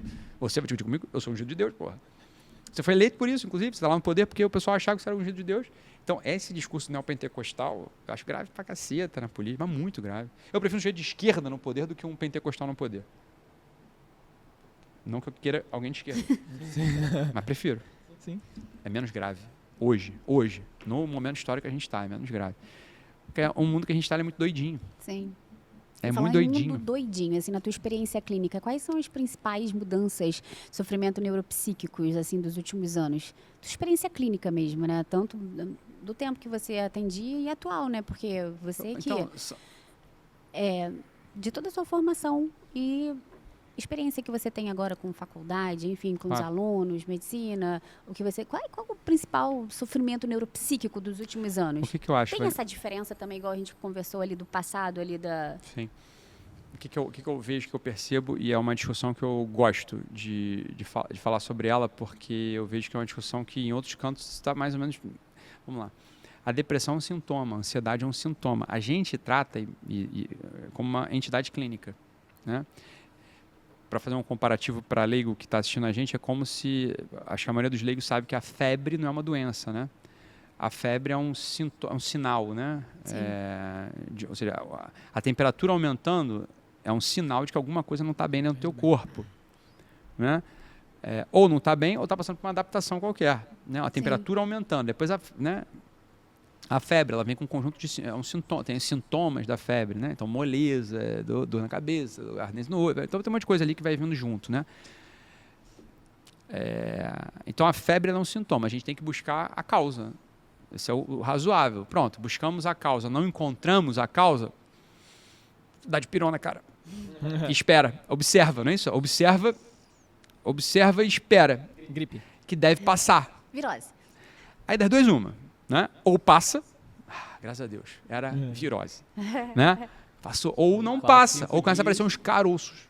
Ih, caralho, deixa eu ver que caroço é esse, vamos investigar. Aí caroço, aí faz exame de sangue. Ih, rapaz, você tá com uma leucopenia, tem uns caroços, tem febre, tá perdendo peso. Ih, rapaz, não tá legal, temos que investigar. Aí você vai ver uma doença lá. Então, ou não, nada diz, quase cuspe catarro e tal, bate uma chapa, né? Tira uma chapa. Exatamente. Não, meu cara é psiquiatra, hein, meu irmão?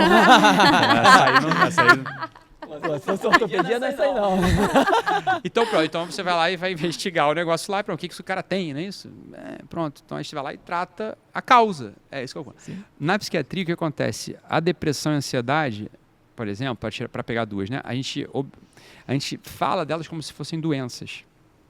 E é mais ou menos como se fala, está lá no CID, inclusive, não estou querendo discutir isso não, mas há uma discussão, e aí sim, há uma discussão crescente nos Estados Unidos, sobretudo, de que depressão e ansiedade são sintomas de alguma coisa anterior. Interessantíssimo, eu acho. Perfeito. Essa visão é maravilhosa. Exatamente, eu também acho. Totalmente. E aí você pode ser, igual a febre, pode ser que você descubra o que é. Ou não. Ou não. Você descobre o que é, cara, eu posso até dar um antitérmico, entre aspas, mas eu tenho que tratar a causa. Não é isso? Porque a gente dá antitérmico mesmo quando o sujeito está com pneumonia, a gente dá antibiótico, né? Pneumonia bacteriana, antibiótico e, né, os sintomáticos, como a gente chama. E uma antipirona lá, para baixar a febre. Você não deixa de baixar a febre, porque a febre atrapalha. Dependendo do tipo de febre, vai atrapalhar, né? Sim. Mesma coisa na psiquiatria. Então, o sujeito tem uma depressão. O que ocorre é que, em geral, procura-se um tipo de causa, 2 tipos de causa. Os bons psiquiatras vão procurar 2 tipos de causa.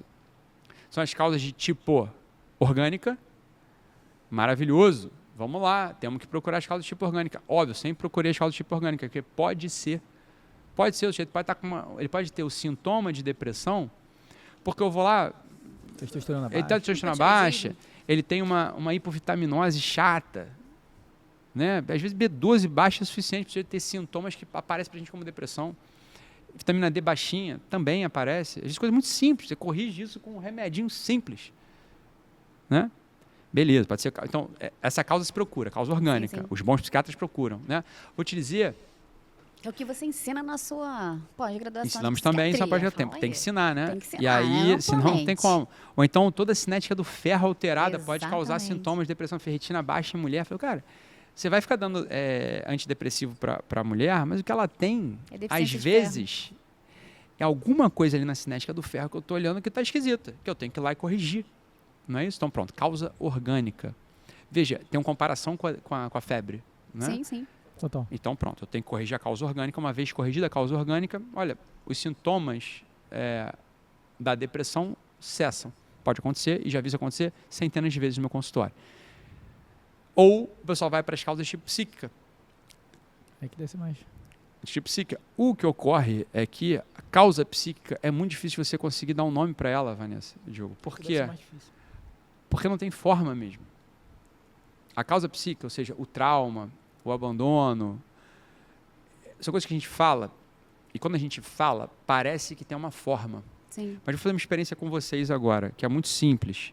Fecha o olho e imagina um triângulo.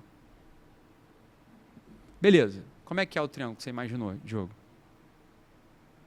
Um triângulo. Triângulo. Ah, Um dedo de cor amarela. tá, um triângulo. Branco. Tá, mas quantas pontas tinha o teu 3. triângulo? 3. E o teu? 3. Quantos lados tinha o teu triângulo? 3. E o teu? 3. O meu também. Provavelmente quem está escutando também. Eu podia fazer isso, um círculo agora, Sim, agora um sim, quadrado. Tá bom. Então a gente Perfeito. está mais ou menos de acordo no que é um triângulo. Aham. Agora fecha o olho e imagina que é a alegria. Tá, beleza. Olha, não importa Sim. o tempo que eu dê para vocês, você vai me descrever a alegria de um jeito, você de outro, eu de outro, Marcelão de outro, Johnny Boy de outro. E quem está assistindo a gente, né? As 500 mil pessoas ao vivo nos assistindo agora Uau! também Comece a vão compartilhar esse descrever. episódio aqui. Escreva agora nos comentários, ative o Os sininho, se seus inscreva no canal. grupos de WhatsApp. E não se esqueça de se É, inscrever e no nosso compartilhe. canal. Cada um vai descrever de um jeito. Entende o que eu quero dizer com não tem forma? Agora imagina, agora pensa em abandono. Você vai pensar numa coisa, você vai pensar em outra, você vai pensar em outra, vai pensar em outra. Assim, não tem forma, bicho. O que não tem forma, eu não consigo falar sobre. Exatamente. Sobre a causa. Até mesmo porque, vamos pegar aqui só um gancho te interrompendo minimamente. O que é o ser normal? É Pronto. difícil? É difícil. É difícil. Porque para você saber o que é o anormal, no caso, o neuropsíquico que nós estamos aqui discutindo, claro. o que é o normal? Perfeito. A gente também não consegue. Para e pensa numa pessoa normal. Você não vai conseguir. Se Você não consegue você não também. vai conseguir se você pensar na parte psicológica. Se a gente pensar na parte orgânica, eu consigo. A gente está mais ou menos de acordo com a pessoa normal. Com certeza. Mas Diego. na psicológica a gente não consegue. Não? Então, Não então consegue. mas olha, calma lá. Então, olha, você está 100%. No normal, a gente está mais ou menos de acordo, cara. Sim, sim. Porque se um oftalmologista, de repente, vira para mim e fala assim, não, Ítalo, é normal não enxergar do olho esquerdo. Eu falo, pô, bichão, Peraí. não é não, cara. Eu sei o que é normal. Não me venha com essa porra. Minha mulher enxerga com os Não, dois olhos. todo mundo que eu vejo enxerga com os dois olhos, cara. Eu enxergava com os dois olhos, não me enrola. Então, depois de físico, a gente sabe o que é o normal. Sim. Variação pra cá, variação pra lá, mas a gente sabe o que é normal, porra. O psíquico, eu não consigo saber o que é normal, eu tô contigo, porque assim, eu não Perfeito. sei o que Você é não isso. sabe. Eu não sei dar nome. Não é triângulo, não é quadrado, não é círculo. Perfeito. Entende ou não? É alegria, é culpa, é medo, é desespero, é sei lá, é Sim. um monte de coisa. Agora, ponto. Vamos lá. Então não dá. Não, calma lá. Porque o ser humano não é corpo e psique Sim. só. Sim. Você tem Aham. um terceiro componente no ser humano, chamado espírito, que é tão estável quanto o corpo, mais estável que o corpo. Ali eu consigo dizer exatamente o que é normal e o que não é normal, pô. Mais do que o corpo. O fato é que os sintomas que a gente chama de psiquiátricos ou psicológicos, a gente assim os chama de modo inadequado. Porque esses sintomas que a gente dá nome, depressão, ansiedade, angústia, né, sei lá, vazio no peito, esses sintomas eles podem ter uma causa orgânica, como já vimos, e essa a gente consegue mais ou menos encontrar e tratar. Eles podem ter uma causa psíquica, que a gente não consegue tratar, não consegue encontrar e tratar, e podem ter uma causa espiritual. Então, que essa a gente consegue encontrar e tratar, porque elas têm forma. é uma forma diferente do copo, é uma forma diferente da mesa, mas é uma forma que ela é a forma da justiça, da lealdade. As coisas têm forma. O fato da sociedade, das pessoas não saberem qual é a forma, não significa que ela não tem uma forma. Sim. Sim, E essa sim. é a miséria do nosso tempo. Por quê? Porque, olha só, são 3 as causas. Beleza? Para simplificar, são 3 as causas que geram isso que a gente chama de sintomas psiquiátricos ou psicológicos. Tá? Uma a gente consegue encontrar, que é a orgânica. Só que isso é uma parte só da história, porque as outras duas, ou não tem ninguém olhando, ou estão olhando para a parte que não pode dar resposta. Então, os sintomas, a febre, ela fica lá, mudando de 3 você pega uma, que nem é a mais prevalente. Que nem é mais Exatamente. De 3 você pega uma, que nem é a mais prevalente. Então, a febre fica lá, mudando de forma, mudando de tamanho, mudando de intensidade, horas gerando convulsão, né? Horas gerando ataque epiléptico, né? Gera convulsão, porque é epiléptico, gera convulsão. Né? Então, se você está com uma febre, caraca, eu não sei o que é, porra, bicho, essa febre vai ficar mudando de forma. Ela vai ficar uma hora mais, aí vem, aí volta, aí depois não tem das quantas, aí te dá uma convulsão, você tem que diminuir, aí você tem que dar banho gelado, aí tem que... Não é isso? Então é mais ou menos, quando você pergunta, esse é mais ou menos o estado geral das pessoas que eu encontro no consultório. Não é causa orgânica, passaram por uma sequência de investigações de tipo psicológico, onde horas parece que está perto, mas muda de forma. A forma psicológica ela é mais ou menos, imagina, né? Imagina um mar e você pega um tubinho com anilina comestível, né? E você pinga uma gotinha no mar. No momento exato em que você pinga, está ali a gota. Passados 2 segundos, essa gota já começa a mudar de forma, não é assim? Até uma hora que ela está lá, mas está totalmente diluída. Você já não sabe mais onde está. Então, o mundo psíquico, ele tem essa forma, que é a ausência de forma, no fundo. É uma ausência de forma. Então, em tentar encontrar o motivo do sofrimento, o motivo da depressão, a causa, né? Da depressão, a causa da ansiedade, a causa do vazio no peito, no mundo psíquico, é igual a não conseguir ficar frustrado. Ou inventar que tem uma coisa lá dentro, né? Que vai gerar outros efeitos que você também não vai saber quais são. Então, causa orgânica, fundamental. Era o que eu fazia. Causa orgânica. Bicho, chato pra caramba buscando causa orgânica. É o detalhe, é o pelo em ovo. É isso que eu fazia. Chato pra caceta. Fazia mesmo. Né? E causa espiritual. Que não é necessariamente religiosa, não estou falando disso. Causa espiritual. Beleza? Então, se eu fecho essas 2 pontas, eu cesso. Perfeito. Do mesmo jeito que você falou, que é o exemplo médico, né? Quando a gente vai ler critérios diagnósticos das diversas especialidades, quando a gente abre lá, sei lá, o CID, né, o DSM, em geral os critérios são assim, tal coisa não melhor explicado por... Né? Então, por exemplo, o sujeito tem uma psicose, sei lá, tem uma alteração de comportamento, pode ser psicose, se ele não tiver retardo mental. Porque se ele tem retardo mental, aquele comportamento é explicado pelo retardo mental, então que ele tem retardo mental. Entende ou não? Então, na medicina, a gente tem hierarquias diagnósticas. Em todas as especialidades é assim. Ó, sei lá, é gripe se não tiver bactéria no corpo. Porque se tem bactéria no corpo, sei lá, uma infecção bacteriana. Né? Entende? Na medicina tem isso. Eu estou falando de medicina, como você está falando de psiquiatria. Então, pronto. E a causa espiritual, ela, em geral, ela é a explicação de tudo que vem para baixo. Né? Ela é superior à causa psíquica. Ok? E se o universo espiritual do sujeito está organizado, está saudável, vai ocorrer uma diminuição brutal desses sintomas. Quando eu falo espiritual, não estou falando de religião. Só para deixar claro, né? Estou falando de religião. Estou falando de uma vida ordenada à verdade, ao bem e à beleza. É isso. Se você quiser deixar a coisa clara. Beleza? E aí, para você ordenar uma vida ao bem, à verdade e à beleza, existe uma prática, uma técnica, exercícios, né, que a gente chama de ascese. Ou seja, faz que você ascenda, ou seja, você suba até esse patamar, que é o patamar da busca pela verdade, né, o amor ao bem e a alegria na beleza. Não é tão difícil assim entender, né? Mais ou menos? Perfeito. Eu assino super embaixo, fiquei até... Não, e na verdade era a pergunta que eu ia te fazer, se a ausência da transcendência traz essas questões psíquicas. Na realidade, está tudo ali explicado, né? No que você acabou de falar ali, porque... Porque ela traz alteração psíquica, mas ela traz sintoma, né? Esse que é a questão, que a gente hoje chama de sintoma psíquico. Eu acho muito engraçado sempre que a gente olha para o sintoma psíquico. Eu falei, cara, entende? O sujeito está deprimido. Ele está com um problema psíquico. Não, acabamos de ver que pode ser um problema de vitamina B12. Vitamina B12 é psíquico. Entende que você dizer que os sintomas da depressão são sintomas psíquicos, é assim... Ok, é claro que é o que vai ser falado no Fantástico, na revista Veja, vai ser falado por muitas pessoas da área mesmo. Mas é uma coisa que a gente fala, eu mesmo já falo, a gente fala, mas aqui a gente está num espaço onde a gente pode falar as coisas de um modo um pouco mais próprio, né? Sim. Então não é psíquico. A depressão não necessariamente é um sintoma psíquico. Ela pode ser um sintoma orgânico, pode ser um sintoma espiritual, que não é psíquico, né? Então, mas é o que você falou, é o que a gente estava falando antes, né, Diogo? Num mundo que é esse mundo contemporâneo, a cultura, não é o mundo, né, mas a cultura contemporânea aqui nossa, do Ocidente sobretudo, que é o que eu posso falar, que é o que eu conheço mais, ela tem essa característica de segurança e conforto, hedonista e materialista. Perceba que hedonismo e materialismo, segurança e conforto, prazer e desprazer, isso não abre muito espaço para isso que a gente está chamando de transcendência, de belo, bom e verdadeiro. Abre espaço para o conveniente e inconveniente, prazeroso e desprazeroso, né? É frio, áspero, é quente, é frio, áspero, frio, quente, é áspero, liso.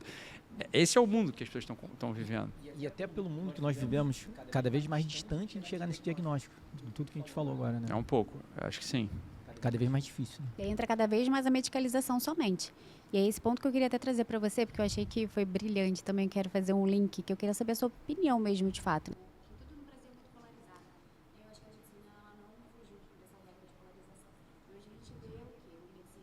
Tradicional versus uma medicina funcional. Eu queria entender, aí vamos falar Maneiro. Do ponto de vista do Dr. Ítalo Marcilli. Eu queria entender o que você acha sobre isso, assim, dos fatos... Do lado A, do lado B. do lado A e do lado B, entendeu? Mas assim, do normal, né? Não os aleatórios. Vou te falar o que Né? eu Tanto acho. de um lado do outro. Vai resumir com uma palavra, pô. Vai ser pior. Eu vou... Podia resumir com a palavra mesmo. Mas não vou, não. Eu vou... Então, hoje de manhã... Né, desci, tava, né, depois as crianças desceram também, aí... Os oito, filho? Não, não, os 8 não. Assim, ele não curte. Não. Não, pode falar porque eu tenho, pode falar porque eu tenho mesmo. Pô. Desci, tava uma meia dúzia de de crianças lá, a Samia depois foi lá também, eles estavam fazendo aula. Aí desci e tal, aí fiz meu café da manhã, né, meu café da manhã agora, ele consiste em iogurte. Aquele bife. Não, iogurte. Tava bonito. Não, café da manhã. Iogurte é o iogurte da... Não é patrocinadora desse podcast, podia ser Que daquela... pena, né? Pergunta. Leitíssimo. Leitíssimo, Sabe qual é? sei.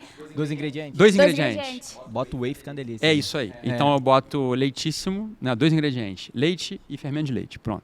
São os 2 ingredientes leitíssimos. Boto lá, azedo, ruim pra cara. Mas a gente diz que é saudável. E aí eu gosto dessas coisas, né? De achar que eu tô... Pode patrocinar também.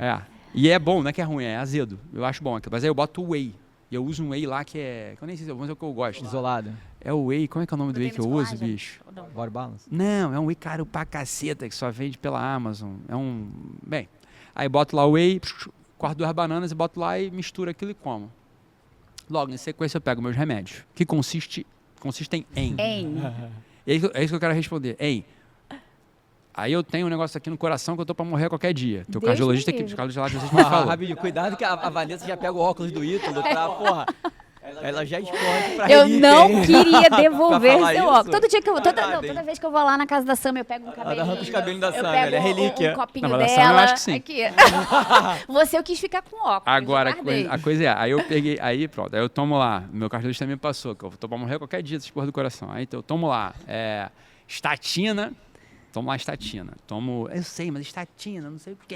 Aí eu conheço a discussão, pessoal. Imagina que eu sou um médico, eu não sou burro. Eu conheço... Mas olha só, eu vou pontuar aqui. Se o Reis está ciente disso e autorizando, é porque tem indicação. Mas é claro que tem. Entende? Porque assim, são poucos realmente os cardiologistas hoje em dia que você consegue ali ter aquela confiança na prescrição da estatina. O Reis é um que se indicou. Ele viu lá o negócio que eu tô pra morrer, ele passou a estatina, eu entendo. E aí eu tomo. Exatamente, para, gente, é brincadeira dele. Não. Tá? Ô, Diogo, sabe como é que é o nome do negócio que eu tenho no coração? O quê? Tu sabe inglês, não sabe?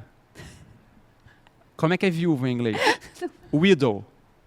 O nome da porra que eu tenho no coração é assim, Widowmaker. Fazedor de viúva. Jesus.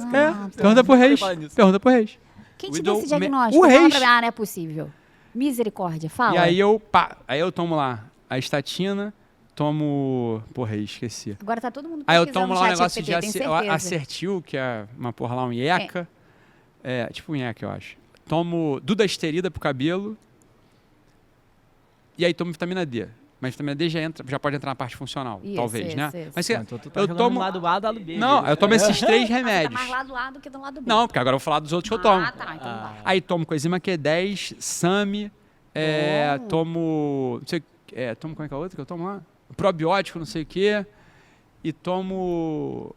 Quando eu malho, eu tomo um negócio lá de bife, de negócio Beef protein. de beterraba, Sim. que eu gosto daquilo, pra malhar. Que aí salta a veia aqui, acho maneiro pra caralho. Ah, Pó de beterraba. Aí tomo. Então assim, pronto, eu gosto das duas coisas. sim. E se um dia alguém vier aqui falar de homeopatia, eu vou tomar também. Eu acho que essa bruxaria, pra mim, remédio é bruxaria. Tanto de um lado quanto de outro. Tanto a alopatia, quanto a funcional, quanto a homeopatia, quanto as coisas lá da doutora Pri, lá de Santo Delgado. Santo Delgado. Eu gosto de tudo é. isso. Você toma lá requeijão de abelha com mel de Pedra abricó. do Himalaia. Acho maneiraço tudo isso. Então, eu acho o seguinte, porque é um princípio metodológico científico. Sim, sim. Existem modelos descritivos e alguns servem para descrever melhor uma realidade do que outros. Né? Eu entendo que a pessoa que não estudou, não vai, ela acha que você vai, o que é um átomo? Fala, o átomo é aquele negócio que tem um negocinho, tem prótons e nêutrons e tem um elétron. Fala, pessoal, isso não é um átomo, isso é um modelo de descrição física, é só um modelo. O que é um modelo? Um modelo é uma aproximação matemática, é isso. Pode ser que em algum momento o modelo de Niels Bohr seja substituído por outro. Isso é um modelo dos dois caras lá, do dinamarquês e do outro lado que era inglês, que descrevem ao mesmo tempo. Então, o nome dele recebe esse nome. Então, existe um modelo que é um modelo bioquímico e biofísico, ao qual a alopatia ela está se relacionando mais com esse modelo.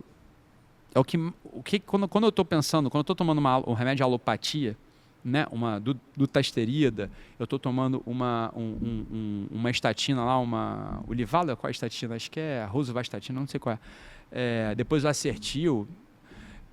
Esses remédios são da alopatia, né, assim, que é aquele remédio que o médico tradicional vai te passar, eles estão se relacionando com o modelo bioquímico e biofísico. Quando eu estou tomando os remédios da integrativa ou da funcional, esses remédios estão se relacionando mais ao modelo fisiológico. Bioquímico. Né? Bioquímico para fisiologia. Então, só, eu gosto dos dois modelos. Os dois modelos me servem.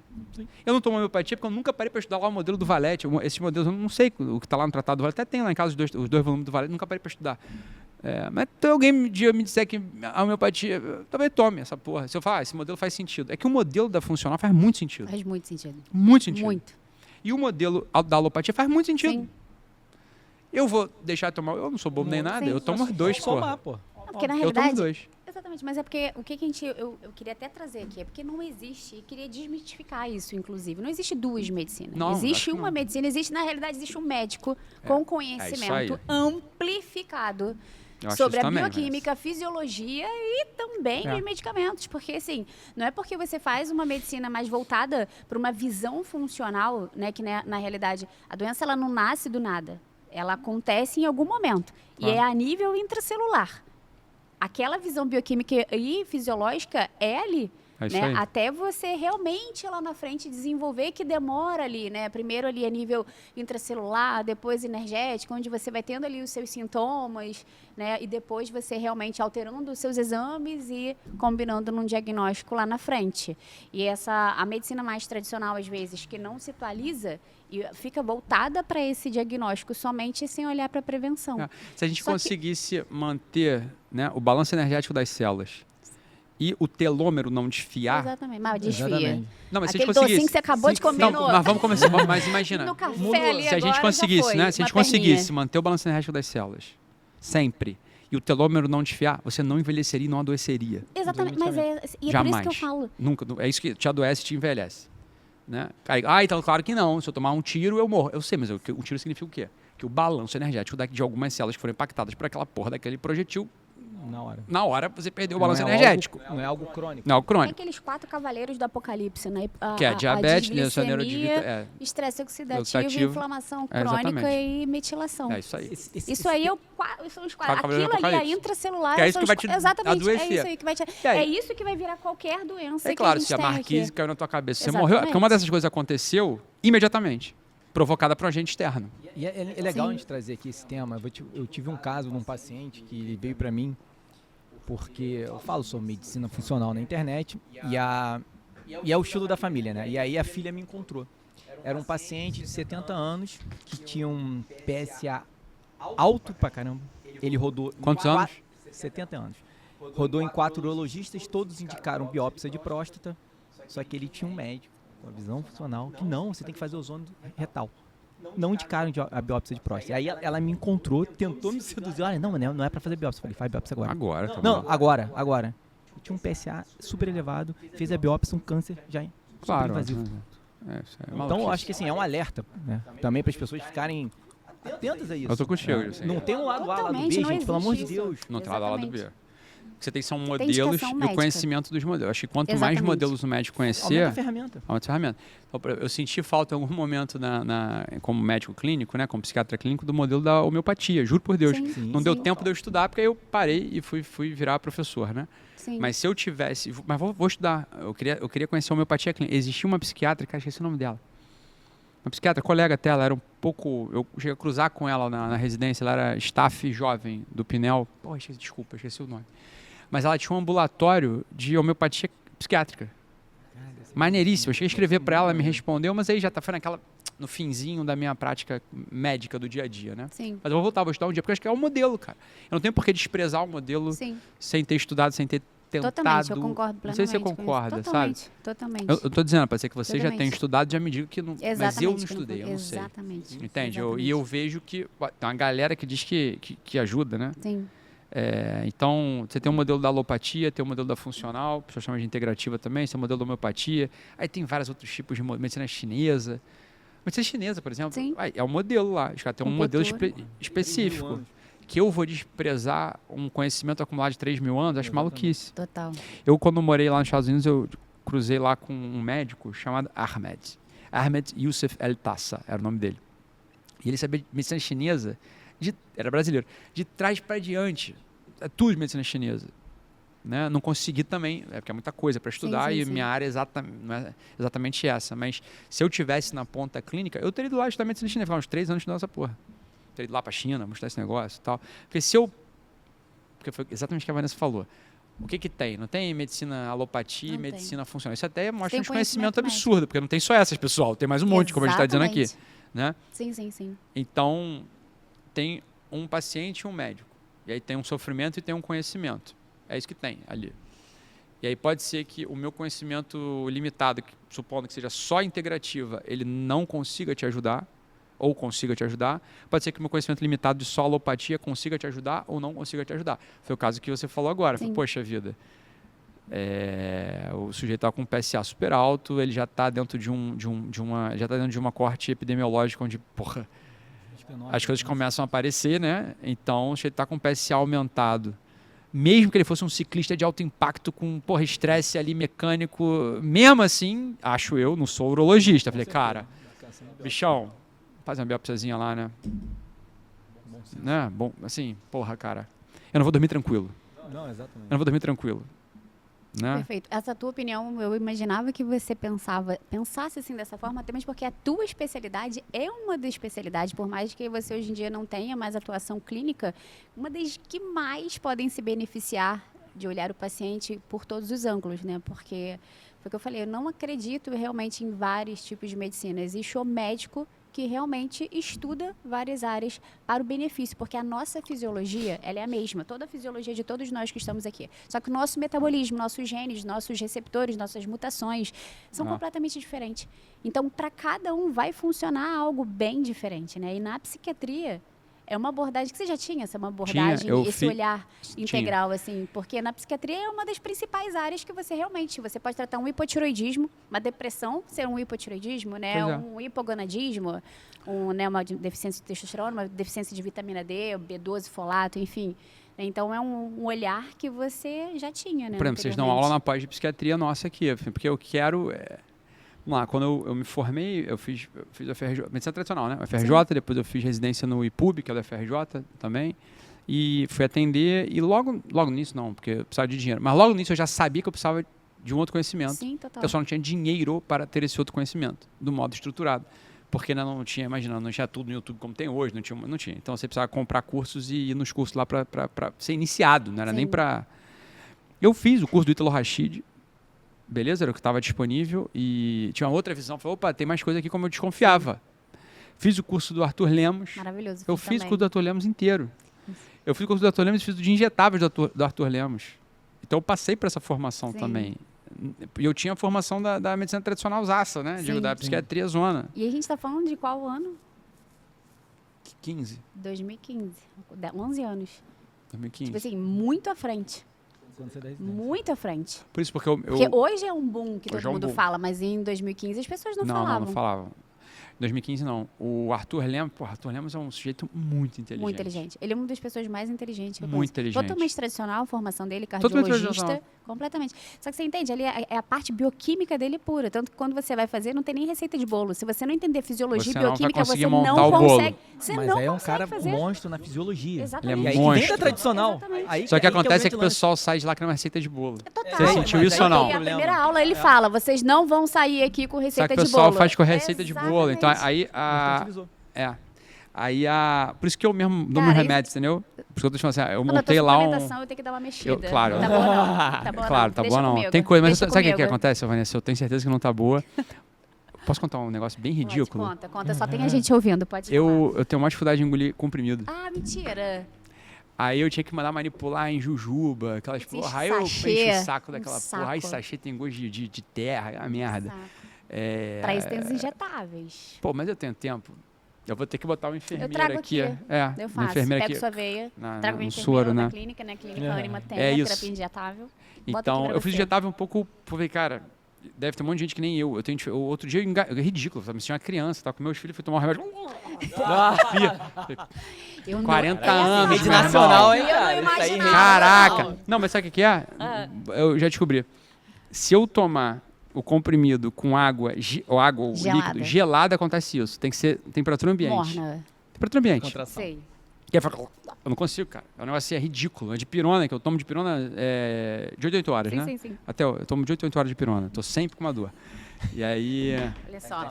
Mas eu tenho a tese de que a de pirona, ela tem que ser tomada... Ó, de pirona e metformina tem que ser tomada uma aqui. médica muito Não, boa isso que não. vai resolver esse Eu tenho a problema. tese de que a de pirona ela é boa você tomar sempre, porque você desinflama, você Dá o gás, só pra dar um oxida. gás. Dá um gás. Ela é Gás até- maneiraço. Imagina, ela é Aqui até é Zona Norte, né? indicada Ela é nos Zona Estados Sul. Unidos, pelo amor de Deus. Eu não moro lá, graças a Deus. Ah, toma Tilenol, então. Maneiraço. Imagina. Maneiraço. Deixa o Anderson ouvir isso. Graças a... É óbvio, vocês de Isabel, Zona Sul, Vanessa. né, É porque a pô? Vanessa do Leblon. Leblon Rosa. Leblon. A gente é daqui pra cá do túnel, Vanessa. Pra cá do túnel é... 28. Que orgulho, né, amor? Fala. Agora, já que a gente estava falando até dessa formação médica, eu queria entender também, né? Vamos falar um pouco da faculdade. Por que você resolveu, assim, hoje em dia, ter muita informação, o mundo digital aí bombando, cheio de curso, Ah, mas é isso aí. não o é? E acesso que você você já tinha. um acesso gigantesco, você não precisava, né, teoricamente, ali, financeiramente estável. Por que se... Arrumou um pepino pra É. você. É, Qual mas foi eu- o objetivo principal da formação, da você fundar, né, a Faculdade faculdade. Mar Atlântico? Vanessa, jogo do meu coração. Eu acredito... assim, é o seguinte. Ah, tem um monte de coisa no YouTube. Você aprende o que quiser, não aprende, bicho. Sim. Tem uma coisa que eu acredito que chama-se sistematização. Isso é o ensino formal que te dá. Tenta aprender uma coisa no YouTube. Se você já não sabe antes, você não aprende nada. Você vai se tornar um sujeito cheio de informação na cabeça e mais burro do que antes.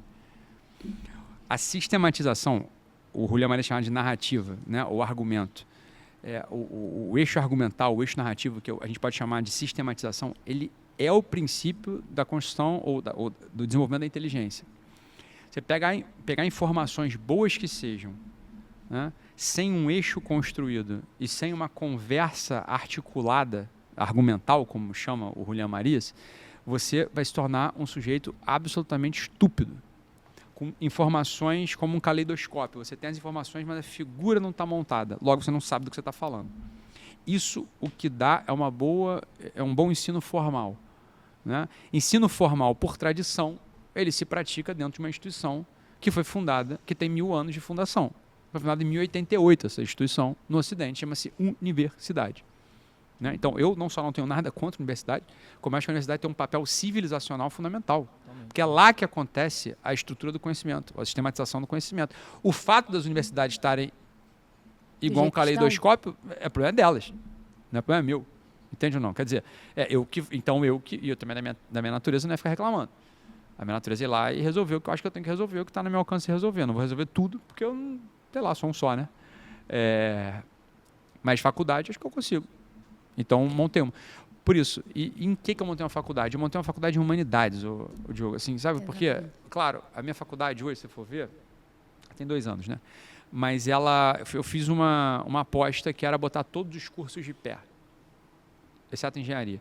Mas botei, de pós-graduação, né? Botei, então, psicologia, depois botei direito, depois botei filosofia, teologia, família, medicina, tecnologia, com IA, negócios, etc. 2 anos passados da faculdade, eu consigo analisar aquilo que eu no início já intuía com muita segurança. A equipe está aqui que não me deixa mentir, que a gente é uma faculdade que tem um diferencial muito claro, que é a nossa voz. Nós estamos, de fato, investigando e ensinando o que é o homem e o que é o mundo. Perfeito. É essa orientação. Lá atrás você me perguntou um negócio que eu ia responder e acabei deixando passar. Que aí eu fui falar da coisa da corpo, psique, espírito, caceta. Sim. Mas a desorientação, total, se você quiser botar nesse nome, ela é o que causa os sintomas. Sim. Né? A desorientação causa os sintomas. A perda da unidade é o que causa os sintomas. Lembra que a gente falou? Beleza, verdade e o bem. Mas tem uma outra coisa que é um transcendental também, que é a unidade. Quando o sujeito não tem contato com isso que a gente chama de unidade, a unidade do conhecimento, a unidade da verdade, a unidade da família, a unidade do que... Quando a gente não tem contato com a unidade, ou seja, quando a gente conhece as coisas quebradas, a gente fica desorientado. E a desorientação gera desesperança, a desorientação gera violência, a desorientação ela gera ansiedade, angústia, depressão, causa isso tudo. Então, a minha faculdade, por que eu criei a minha faculdade? Eu criei a minha faculdade para trazer para a sistematização do ensino o nervo da unidade. A unidade do quê? O que é o mundo e o que é o homem. Porque nós estamos no mundo e é no mundo que nós agimos com outros homens, com outras mulheres. Respondidas essas 2 perguntas, o que é o mundo e o que é o homem, a desorientação acaba. Porque é nisso que a gente se desorienta. Eu estou desorientado se eu não sei o que é o mundo e se eu não sei quem é o homem, o ser humano. Estou sempre sendo desorientado. Né? Então, para isso eu crio uma faculdade. Passados esses 2 anos, eu tenho certeza que essas respostas elas são melhor oferecidas em alguns cursos. Os cursos que têm a ver com cabeça, mente, né? Ou seja, psiquiatria, psicologia. Os cursos que têm a ver com filosofia, porque lá é o lugar mais adequado, primordial. Os cursos que têm a ver com família. E os cursos que têm a ver com... que tem a ver com educação, vamos botar assim. Então, psicologia, psiquiatria, né, que é a área da mente, e filosofia. É ali que está a coisa. Ali que está o nosso nervo mesmo. Porque a gente, por exemplo, tem uma pós que é muito boa mesmo, chama-se... É um master, né? Um master em marketing e business. Beleza? Que empresários, etc., né? Founders vão lá procurar a gente. Vão fazer aquilo. Quando eu vou perguntar para eles, vou ver quem está lá, 100% das pessoas sentadas naquela cadeira, elas estão querendo antropologia para os negócios. Elas estão querendo aquela resposta que vocês sabem. Sim. Que a gente estava lá em Roma. Sim, sim. Ali era a gente estava em Roma lá, num grupo, né, que tem um clube atlântico e tal, não sei o quê. Empresários, pessoas bem-sucedidas e empresários, etc. Estavam lá. O pessoal estava querendo falar de business plan. Exatamente. O pessoal estava querendo falar de verdade, beleza, bem, unidade, transcendência, é isso. Ou seja, o que é o mundo, o que é o homem, porra. Exatamente. É ou não é verdade? Então, o que eu penso não vou perder tempo, porque eu sou um só, porque eu tenho uma equipe só, que é boa, mas é uma só. Sim. Não vou perder tempo oferecendo cursos que não é isso que as pessoas estão querendo. As pessoas estão querendo outra coisa. As pessoas estão querendo essas respostas. Essas respostas elas são melhor oferecidas dentro de uma formação de psicologia, de família, de filosofia, psiquiatria, que é uma coisa do médico, porque é muito boa, medicina normal, né? Eu acho que tem um grande papel. E também educação em algum momento. Total. Né? Porque é onde a gente pode... E filosofia, e teologia depois. para não confundir o meio do campo. Sim. Beleza? Então, por isso que eu criei uma faculdade, acho que foi uma coisa que eu precisava fazer. A gente não precisa de nada, né? Mas assim, precisava, dentro de um certo contexto, precisava fazer. A ideia de, você já tá bem de grana e tal. Sim, mas do mesmo jeito que a questão do filho, o número de filhos também não é uma questão que também nunca fez muito sentido para mim, a questão de número de grana também nunca fez muito sentido para mim. Eu sou um caso estranho, né? Sei lá, não é uma categoria com a qual eu lide com frequência. Eu preciso lidar profissionalmente quando as pessoas aqui encarregadas disso me perturbam para que eu possa falar sobre. Mas não é a categoria com a qual eu acordo Sim. e durmo. Eu conheço amigos que são muito bons que acordam e dormem pensando em dinheiro. Sim. Não desde ponto de vista negativo, não. sim, Positivo sim, mesmo, sim. sabe, cara? E eu não tenho essa relação com ele, né? Com o dinheiro. Não tenho mesmo. Sim. É muito esquisito. Então, já estava bem de grana. Eu falei, acho que estava. Não sei. Também. Eu não sei. Acho que estava. Sei lá, depende, comparado com quem? Exatamente. Foi aquela que É o negócio assim, é comparado com quem? É Com igual quem? 8. Do Comparado agro? com quem? 8 filhos, comparado com quem? Né? Com a... Com a pessoa do agro? Tá, mas e aí, o dinheiro? Foda-se. Não sei, se fosse, Não é- eu não sei, se eu fosse de repente, sei lá, o Jeff Bezos, aí talvez eu pensasse em dinheiro. Falei, caralho, você olha pro lado, tem só 2, 3 caras acima de mim, sei lá, acho que é maneiro isso. Sim. Agora, o volume de dinheiro que eu tenho, bicho, larga. Quantas pessoas tem acima de mim, quantas pessoas tem abaixo de mim, se eu não vou, essa categoria absolutamente não é relevante para mim, entendeu? E não estou caçando nem não ter nada, ou seja, ser um franciscano, e nem ser um bilionário. Exatamente. Se eu não estou caçando nenhum dos extremos, para mim é irrelevante isso, entende? Quer dizer, se eu estivesse querendo ser um franciscano, então importa muito para mim saber a quantidade de dinheiro que eu tenho. Né? Porque, porra, eu preciso largar todo o dinheiro que eu tenho. Sim. Todo, 100%. E tá no polo oposto, eu não estou no polo de quem doa, eu estou no polo de quem tem paciência para receber. Não é essa. E também não estou buscando ser bilionário, ou sei lá, ser o dono do mundo financeiro. Então, é uma categoria que, para mim, ela é muito estranha, no fundo. Sim, você tá no meio que, teoricamente, para você produzir, precisa desse dinheiro, senão você também não consegue fazer essa Exato. doação Acho que em relação precisa. à formação. Acho que precisa, sim. Eu acho que precisaria até mais do que eu tenho, não sei. Mas aí, também é o seguinte, também sou muito tranquilo com esse negócio. A gente faz o que dá. Exatamente. Beleza. E se você tiver... Se eu tivesse, me dá, então, que aí eu te respondo. Mas aí se você tivesse mais... Cara, se eu tivesse mais, você doaria mais? Falei, cara, me dá pra ver se eu doaria. Me passa pra cá. Rapidinho. Que de repente eu Por quê? doaria. Eu não sei, me dá uma ideia, passa pra cá. Que aí eu vejo. Na Índia, não foi?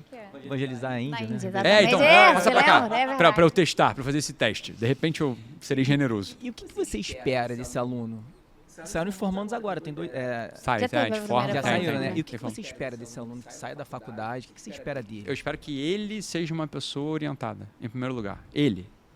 Então, que ele consiga responder melhor agora do que antes. O que é o mundo, o que é o homem. E se ele é um profissional, que ele consiga, um pai de família, né? Ele consiga transmitir isso que ele aprendeu aqui para o mundo onde ele está. É bem simples. A minha expectativa ela é a expectativa de alguém que quer o teu bem. Eu quero Com que você certeza. consiga responder coisas que vão ser boas para o teu espírito, para que você vá para o céu e não para o inferno. Trocando em miúdos é isso. O que você faz é isso, né? Transformar isso nas pessoas e você faz com que nós transformemos isso em É outras o que eu pessoas. gostaria de que Não, é o que acontecesse. você você faz. Tomara. É o que você tomara faz. tomara que Deus goste também. Né? Eu não sei. Vai que- Não sei, espero que sim, né? Não sei. Se ele gosta, que ele mantenha. Se ele não gosta, que ele me destrua. É muito simples. Também é da parte dele, sacou? Cara, isso não é merda, porra. Tem que tá te seguindo, É muito meu, simples, porra. cara. Assim, Vai derrubar a escadinha, não, se porra. você gosta, mantém. Se não gosta, dá uma martelada e acaba Vambora. tudo. Tá bom também. A pior coisa do mundo é fazer coisa que Deus não gosta, né? Porque você verdade, gosta. Pô, que loucura. Exatamente, Cara, foda-se que você gosta, entendeu? Gosto, é. E deixa eu te falar, aqui, você tem uma ideia, puxando obviamente para medicina, né? Que a gente veio conversar bastante sobre isso. Fazer uma faculdade de medicina? Você Eu não tenho ideia porque eu sou filho de Fátima, né? A minha mãe mora ali, inclusive. Sou filho de Fátima, né? A Fátima minha mãe, ela é uma portuguesa. Ô, querida, paciente lá da clínica Queridaça. também. Ela é uma portuguesa que você olha assim, você não sabe, mas você se engana. Mas ela é portuguesa de aldeia. De aldeia. Veio pra cá com 7 anos, então ela tem um DNA, aquele modo de trabalhar da aldeia. E ela passou isso pra mim. Eu sou um pouco assim também. Então, a minha mãe falou, olha, o que não tem remédio, remediado está, não vai contar com ovo no cu da galinha. Essas coisas que eu ouvi quando era criança e eu acho que faz muito sentido. Então, uma faculdade de medicina. Sim. Era Eu meu não penso sonho. nisso um único segundo na Não, vida. não pensa. Não, zero. Caraca, Por quê? Porque não vejo meios materiais de conseguir. entendi. Mas ao mesmo tempo que eu não penso isso um único segundo da vida, eu trabalho para ter um tamanho suficiente para algum dia poder pensar. Sim. Entende? Porque a faculdade de medicina, ela é eu estou me referindo no Rio de Janeiro. Eu Sim, ia lá sim, para o interior, do interior do Rio eu iria. Não iria para o interior desse que não vai ninguém. Então, Sim. assim, cara, não tem nada lá, fazer o que lá? Né? Então, se a faculdade de medicina fosse por aqui, eu acharia maneiro. Mas não sai edital, é difícil de conseguir, entendeu? Eu não tenho tamanho, é muito simples, eu não tenho tamanho ainda, história para conseguir vagas de medicina que eu possa operar, porque o mercado da faculdade é um mercado regulamentado. Acho que até que tinha que ser mais, hein, Mac? O pessoal acha que tinha que ser menos. Eu acho que tinha que ser mais regulamentado, faculdade. Acho que... Então, e agora acabou de ser um marco regulatório, e a pessoa estava em pânico. Falei, eu tô dando graças a Deus por esse marco regulatório. Eu tô falando tudo direitinho, porra. Sim. Eu tô falando tudo direitinho. 100% direitinho. Não tem nada errado que eu tô fazendo aqui. Pelo contrário. É bom que tenha um marco regulatório, que é bom que logo que os avaliadores do MEC venham aqui para me dar uma nota. Óbvio. Era uma bagunça dos infernos isso aqui. Isso aqui que eu digo, o mercado, né? Sim.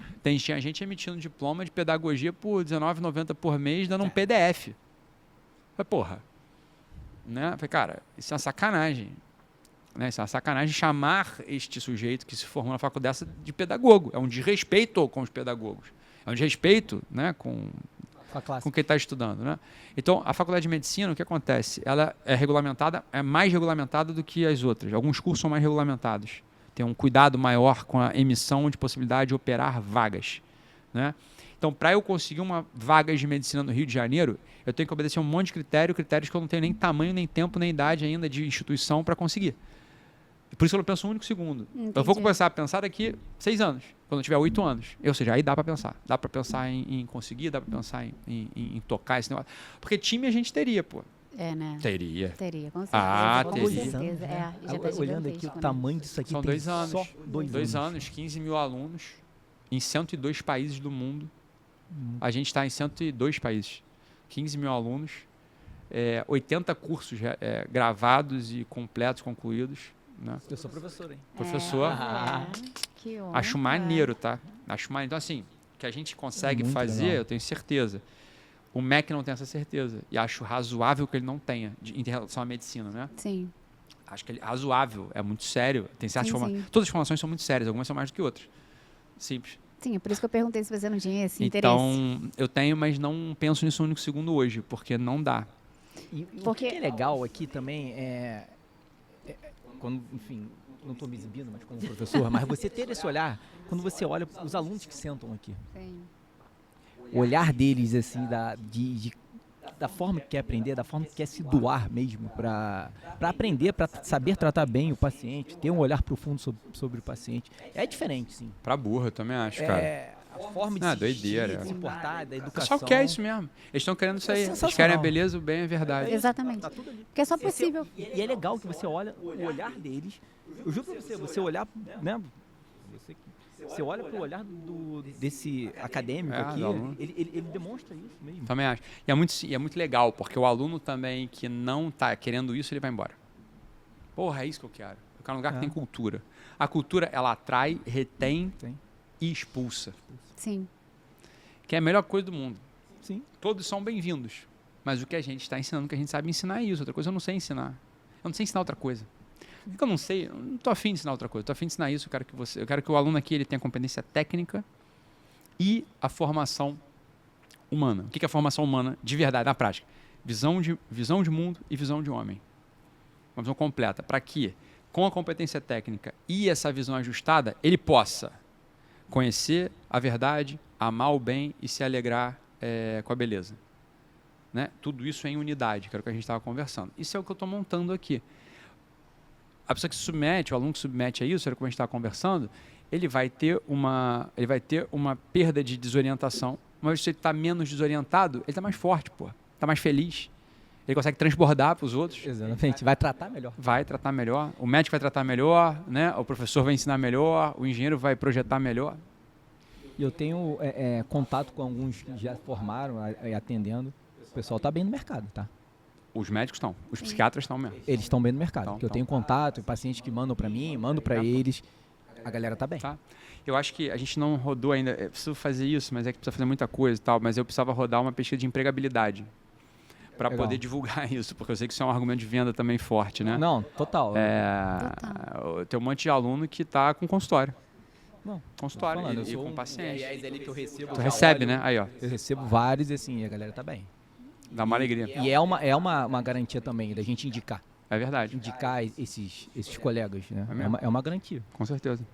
É porque, na realidade, quando eu perguntei até da graduação, porque imagino o que você faz aqui, né? Nessa formação moral, antropológica, filosófica, você pega já num profissional já formado.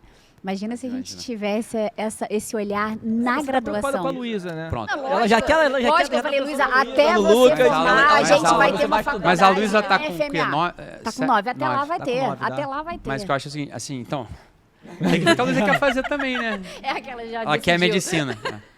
Ela me falou isso. Ah. Professora, Não, eu falei, ela pode fazer qualquer coisa que seja da FMA. Deixa de ser medicina. Ah, qualquer qualquer coisa. Mas a gente tá gravando esse podcast em 2026, janeiro. Exatamente. Então, Anotem aí. Anote. Não é uma promessa, porque não depende de mim. Mas, em 2026, parece que vai ser a resposta para eu começar com graduação de psicologia, pedagogia, filosofia e ADM, salvo Que já vai engano. mudar muita gente. Já. Preguemos. Em novembro, acho que é a previsão para sair essas respostas. Maneiro. Aí eu começo a operar essas faculdades, entende? Psicologia, que é presencial. Pedagogia, não precisa ser. Pode ser, mas não precisa ser. Filosofia pode ser, mas não precisa ser. E ADM também. Mas psicologia seria presencial. Psicologia e pedagogia e filosofia, a gente vai investir bastante. Eu vou investir bastante. Mas é segundo semestre de 2026. Se sair, né, o MEC, veremos, né, se vai sair ou não. E lembrando que nosso ambulatório Santa Jacinta lá no Santuário de Fátima, provavelmente vai ser inaugurado agora. Eu conto com isso, tá? Exatamente. Tá aberto Ele lá. tá aberto para vocês, para A seus gente já alunos, tem- com certeza A gente absoluta. conversa sobre isso com os Tá alunos lindo, aqui. lindo. É que não inaugurou ainda, né? É, Então, tá lindo mesmo, fui lá exatamente. na obra. Tava em Sim. obra, no Bertaldo. Tá bonitinho, né? Lindo. Não, tá sensacional. Quer terminar com a última pergunta para ele? Essa aí, né? Vai filosofar Demora mais meia aqui. hora, não? Mais meia hora ele falando só. Posso falar em 2 brincando. minutos. Exatamente. Tranquilaço eu tenho também. certeza. Passasse pro pessoal aí. Qual o sentido da vida? O que é a vida? A vida. Tu tá ligado nessa história do Abujan? A melhor resposta foi do Abujan. Isso era assim, pessoal que é jovem e assiste aí ao podcast do Anima Saúde. Tem um entrevistador que eu acho que ele virou meme, né? Mas eu assisti a ele antes dele ser meme. Eu assisti ele na TV Cultura. Sou velho.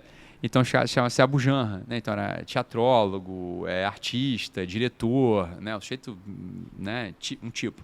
E ele tinha um programa de entrevista, o Abu Janra tinha um programa de entrevista que ele era um niilista, e eu acho que a boa entrevista, ela tem uma tese, ela está buscando alguma coisa. Então eu gosto de podcast temáticos que vocês estão buscando alguma coisa, estão buscando falar de saúde. Sim. O Abu Janra, ele era um niilista que ele buscava na entrevista sempre o nada. Então, nada no fundo tinha importância, nada no Nada, fundo né? era Nada, porra relevante, nenhuma. entendeu? Era isso, ele fazia isso de um modo ativo, o Abu Janra. E aí, ao final da entrevista, ele sempre fazia uma pergunta, que era a mesma pergunta para todos os entrevistados. O que é a vida? E aí isso virou corte, né? Aí, hoje em dia virou corte, graças a Deus tem corte. Aí, então, o Clóvis, né? O filósofo, Clóvis de Barros Filho, né? Clóvis de Barros Filho, acho que é o nome. Porra, desculpa, Clóvis. E ele tava lá, né, com aquela coisa nietzscheana dele, falando, aquele jeito dele, interessantíssimo. E aí o Abu Janra pergunta e ele dá uma resposta. Só que, porra, ele caiu na cilada do Abu Janra. Ele hoje deve assistir esse negócio e falar, puta, caí. Porque o Abu Janra, qualquer resposta que você desse, qualquer uma, ele vai desmontar. nada. Ele vai desmontar, não importa. Nada, porra. Então o Abu Janra dá uma resposta, a vida é potência que busca potência. Né? Aí o Abu Janra, Clóvis, o que é a vida? Aí o Clóvis deu uma outra resposta. Aí o Abu Janra de novo. Quando a conversa fica muito metafísica, isso não me interessa. O que é a vida? Aí perguntei de novo. Aí o Clóvis, ele abaixa a cabeça assim, como que desperdiça, sabe? Não sei responder. E aí o Abu Janra faz isso com todos os entrevistados. Ele ia desmontando, né? Aquele Eduardo Stablish, o comediante, ele chora. Fala, pô, Abu Janra, não faz isso comigo não, cara. Ele chora. Não sei se ele é cênico ou se é verdadeiro. Também porque ele Que é ele. dá pra acreditar. É maravilhoso também. Mas o Clodovil dá a melhor resposta. Clodovil. Era bom, ele era Meu bom pra irmão. caramba. Qual foi? O Abu Janra pergunta, Clodovil, o que é a vida? Ih, Aí o lá Clodovil, ai, Abu Janra, que besteira. Se eu soubesse, não te respondia. Aí pela primeira vez o Abujamra toma uma rasteira, sacou? Clodovil era bom pra caralho. Ele ri pra caralho, levanta e dá um abraço do Clodovil. Eu falei, porra, o Clodovil é maravilhoso. Então assim, o que é o sentido da vida? Essa é a pergunta. Eu não vou responder, nem que nem o Clóvis, né? Buscando uma resposta genial. Nem Nem como que nem como como Clodovil. Clodovil, como quem quer saber, foda-se, se vira. Esse negócio. Não vou dizer isso. Eu vou jogar no seguro aqui, não por nada, mas é porque eu acho que esse seguro ele tem um motivo, tem uma razão de ser. O nosso querido psiquiatra, Viktor Frankl, não vou querer dar uma resposta genial pessoal, não. Vou dar a resposta do Viktor Frankl. Eu acho que para esse momento é o que mais serve, sabe? A gente já falou aqui, 1h48, né? Eu acho que se você está querendo saber qual que é o sentido da minha vida, reassiste e vê o que está nas entrelinhas de tudo que eu estou falando. Sim. Então, eu vou te dar uma resposta que serve para todo mundo, né? Que é a coisa do Viktor Frankl, que ele falava uma coisa que é muito verdadeira. Eu acho. Como é que você descobre o sentido da vida? Você vai descobrir o sentido da vida de 3 modos. Aceitando o sofrimento inevitável da vida. Beleza? O que é o sentimento? Aí ele não explica... Bem, eu tenho uma explicação para o sofrimento inevitável da vida.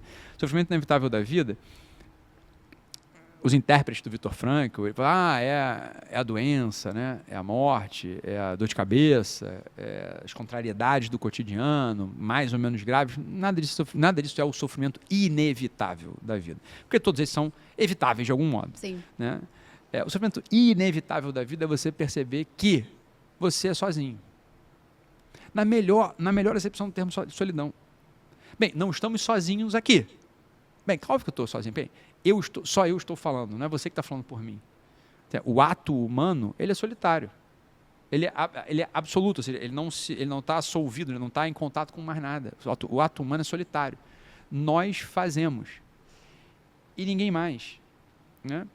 Então, quando você percebe isso, caralho, tem uma coisa chamada solidão. Né? Tem uma coisa chamada solidão. O único companheiro que eu tenho nessa solidão chama-se amor de Deus. É só ele. Quando você toma consciência de que você é solitário, imediatamente tem que vir um outro pensamento, uma outra percepção na sua cabeça. Caramba, ela também, ele também. E talvez eles não tenham essa companhia que eu estou tentando ter, que é do próprio Deus, né? Que é do amor dele. Então, porque eu sou um ser humano, o que eu deveria querer fazer mais do que tudo na vida? Te fazer companhia. Mas não é eu te fazer companhia. O que eu deveria mais do que tudo querer na vida era te mostrar quem é a companhia. Quem é a companhia? Para você não tentar arranjar companhia em outro lugar. Então, quando você aceita o sofrimento inevitável da vida, acontece uma transformação no teu coração, que chama-se apostolado. O que você quer mais do que tudo na vida? O que eu quero mais do que tudo na vida é que você descubra que a única companhia é do próprio Deus, que te criou, te sustentou e te ama e quer o teu bem sempre. E aí você, ao descobrir isso, você vai se transbordar para o teu marido, para o teu filho, para a tua esposa, para todo mundo. Esse é o tal sofrimento inevitável da vida que o Viktor Frankl, me parece, estava apontando sem dizer isso que eu estou dizendo. Sim. Isso é a minha visão sobre o que é o sofrimento inevitável da vida. E aí logo, as outras 2 coisas do Viktor Frankl, elas se desdobram com muita facilidade, que são 3, né? A primeira é o sofrimento inevitável da vida, a segunda é servir ao ideal e amar uma pessoa. Né? Porque qual é a pessoa que se ama? Essa que te faz companhia. É essa que te faz companhia. E qual o ideal? É o ideal do apostolado. É o ideal de transbordar esse amor para os outros, fazer com que os outros descubram. Então, no final das contas, o Viktor Frankl era um judeu, eu não sou. Então, quando eu leio essa coisa do Viktor Frankl, eu falo, olha, calma lá. O sofrimento inevitável da vida é isso que eu disse. E a companhia é do Deus. Né? O amar a uma pessoa é... Qual pessoa? Temos 3 lá. Temos que amar todas elas, né? O Pai, o Filho e o Espírito Santo. Mas é que se encarnou, é que está aqui na hóstia todos os dias, é que morreu, é o Filho. Então, beleza. Então, ama Cristo que vai ser bom para você.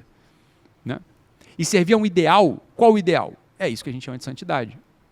Para a gente, o que é a santidade? Para a gente é querer essa companhia mais do que tudo, amar a pessoa, que é o Deus, né? Pode ser na figura do Cristo, na pessoa do Cristo, e servir a um ideal, que é a santidade. E a santidade para a gente é o quê? É transmitir essa dinâmica para os outros. A gente fala de apostolado, ou seja, viver na intimidade e transbordar. Esse é o ideal. Quando essas coisas estão mais ou menos ajustadas, mais ou menos vistas, é isso que você quer, qualquer coisa, você tanto faz. no trilho ali, você né? pode ir para como o Vitor falou, você pode ir para o campo de concentração, meu amigo, que assim, olha, é ruim só, mas não faz diferença. É bem ruim, né? Digo, do ponto de vista de conforto, Sim, é bem sim. ruim, é chato. Mas não faz diferença nenhuma. Eu preferia não estar aqui, mas já que eu estou... É isso. Bem, porque já que eu estou... Estou bem acompanhado. Eu já estava sozinho Exatamente. antes, entendeu? Sim. Já estava sozinho antes. Já era aquela pessoa que eu tinha que amar, que tá lá comigo. Tá contigo. E lá tem gente? Tem. Então, aí se não tiver, então, se eu for isolado numa cela, aí você faz uma coisa, você reza pelas pessoas. Ou seja, tem gente. Sempre tem gente. Né? Você está encarcerado numa cela, numa solitária, sozinho, por 30 anos, você pode estar no sentido da vida igualzinho. Igual. Porque você pode rezar, pode se mortificar pelos outros. Né? E você pode estar numa cela solitária que você está dando sentido, você pode estar dando sentido da tua vida mesmo. E sempre servindo. Você vai sempre servir. Claro, você pode servir mesmo aqui, estou servindo, né? Sim. Botando uma aguinha Sim. e tal. Ou Ou você pode, encarcerado. encarcerado rezar pelos outros, se mortificar pelos outros, né? Oferecer aquele sofrimento do cárcere pela tua mãe, pelo teu pai, por quem está vivo, pelo teu filho, pelo teu marido, pela tua esposa. Então, esse desespero alucinado, no fundo, eu entendo, é falta de sentido da vida. Esse que eu estou dizendo aqui. Exatamente. Sensacional. Muito perfeito. Beleza? Zeramos a vida, Dr. Diogo Vink. Olha Porra, só. tem no Maracanã, Que camisa 10 do isso, Flamengo. hein? gente. Porra, muito bom. Obrigado, Bom, galera. que isso. Obrigado mesmo. Imagina, de verdade. obrigada. Você. Você quer deixar seu arroba para as pessoas te seguirem? Não adianta, você não vai me achar. O Instagram não me deixa me achar.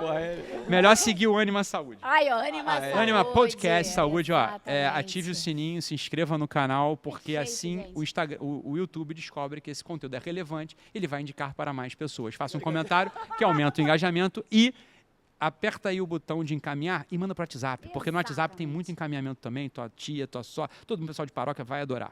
Nosso menino propaganda, gente. Também não se esqueça de seguir as nossas páginas no Instagram. @doutora Vanessa Vink, @doutor.diogo Vink. Com W. Que é com W. Com W, exatamente. Muito bom, doutor Ítalo Marcílio. Muito obrigada Eu pela que sua agradeço. presença Obrigado aqui. mesmo. Foi Semana que vem vamos lá no maravilhoso. Vamos lá, Semana vamos que lá. vem. Na semana que vem não. Não, Deixa eu vamos voltar lá. de Jerusalém, a gente vai lá. Que que eu isso, vou vai pra Jerusalém? Aí eu vou Eita. contar história de Jerusalém. Caraca. Então, Sabia maneiro. dessa não, que maravilha. Olha só, pessoal, acabou de começar a encaminhar em todos os grupinhos de WhatsApp, da família, do colégio. O que mais vocês têm é grupo de WhatsApp, não é verdade? Então, tchau, tchau. Até a próxima, pessoal. Beijo. Tchau, tchau.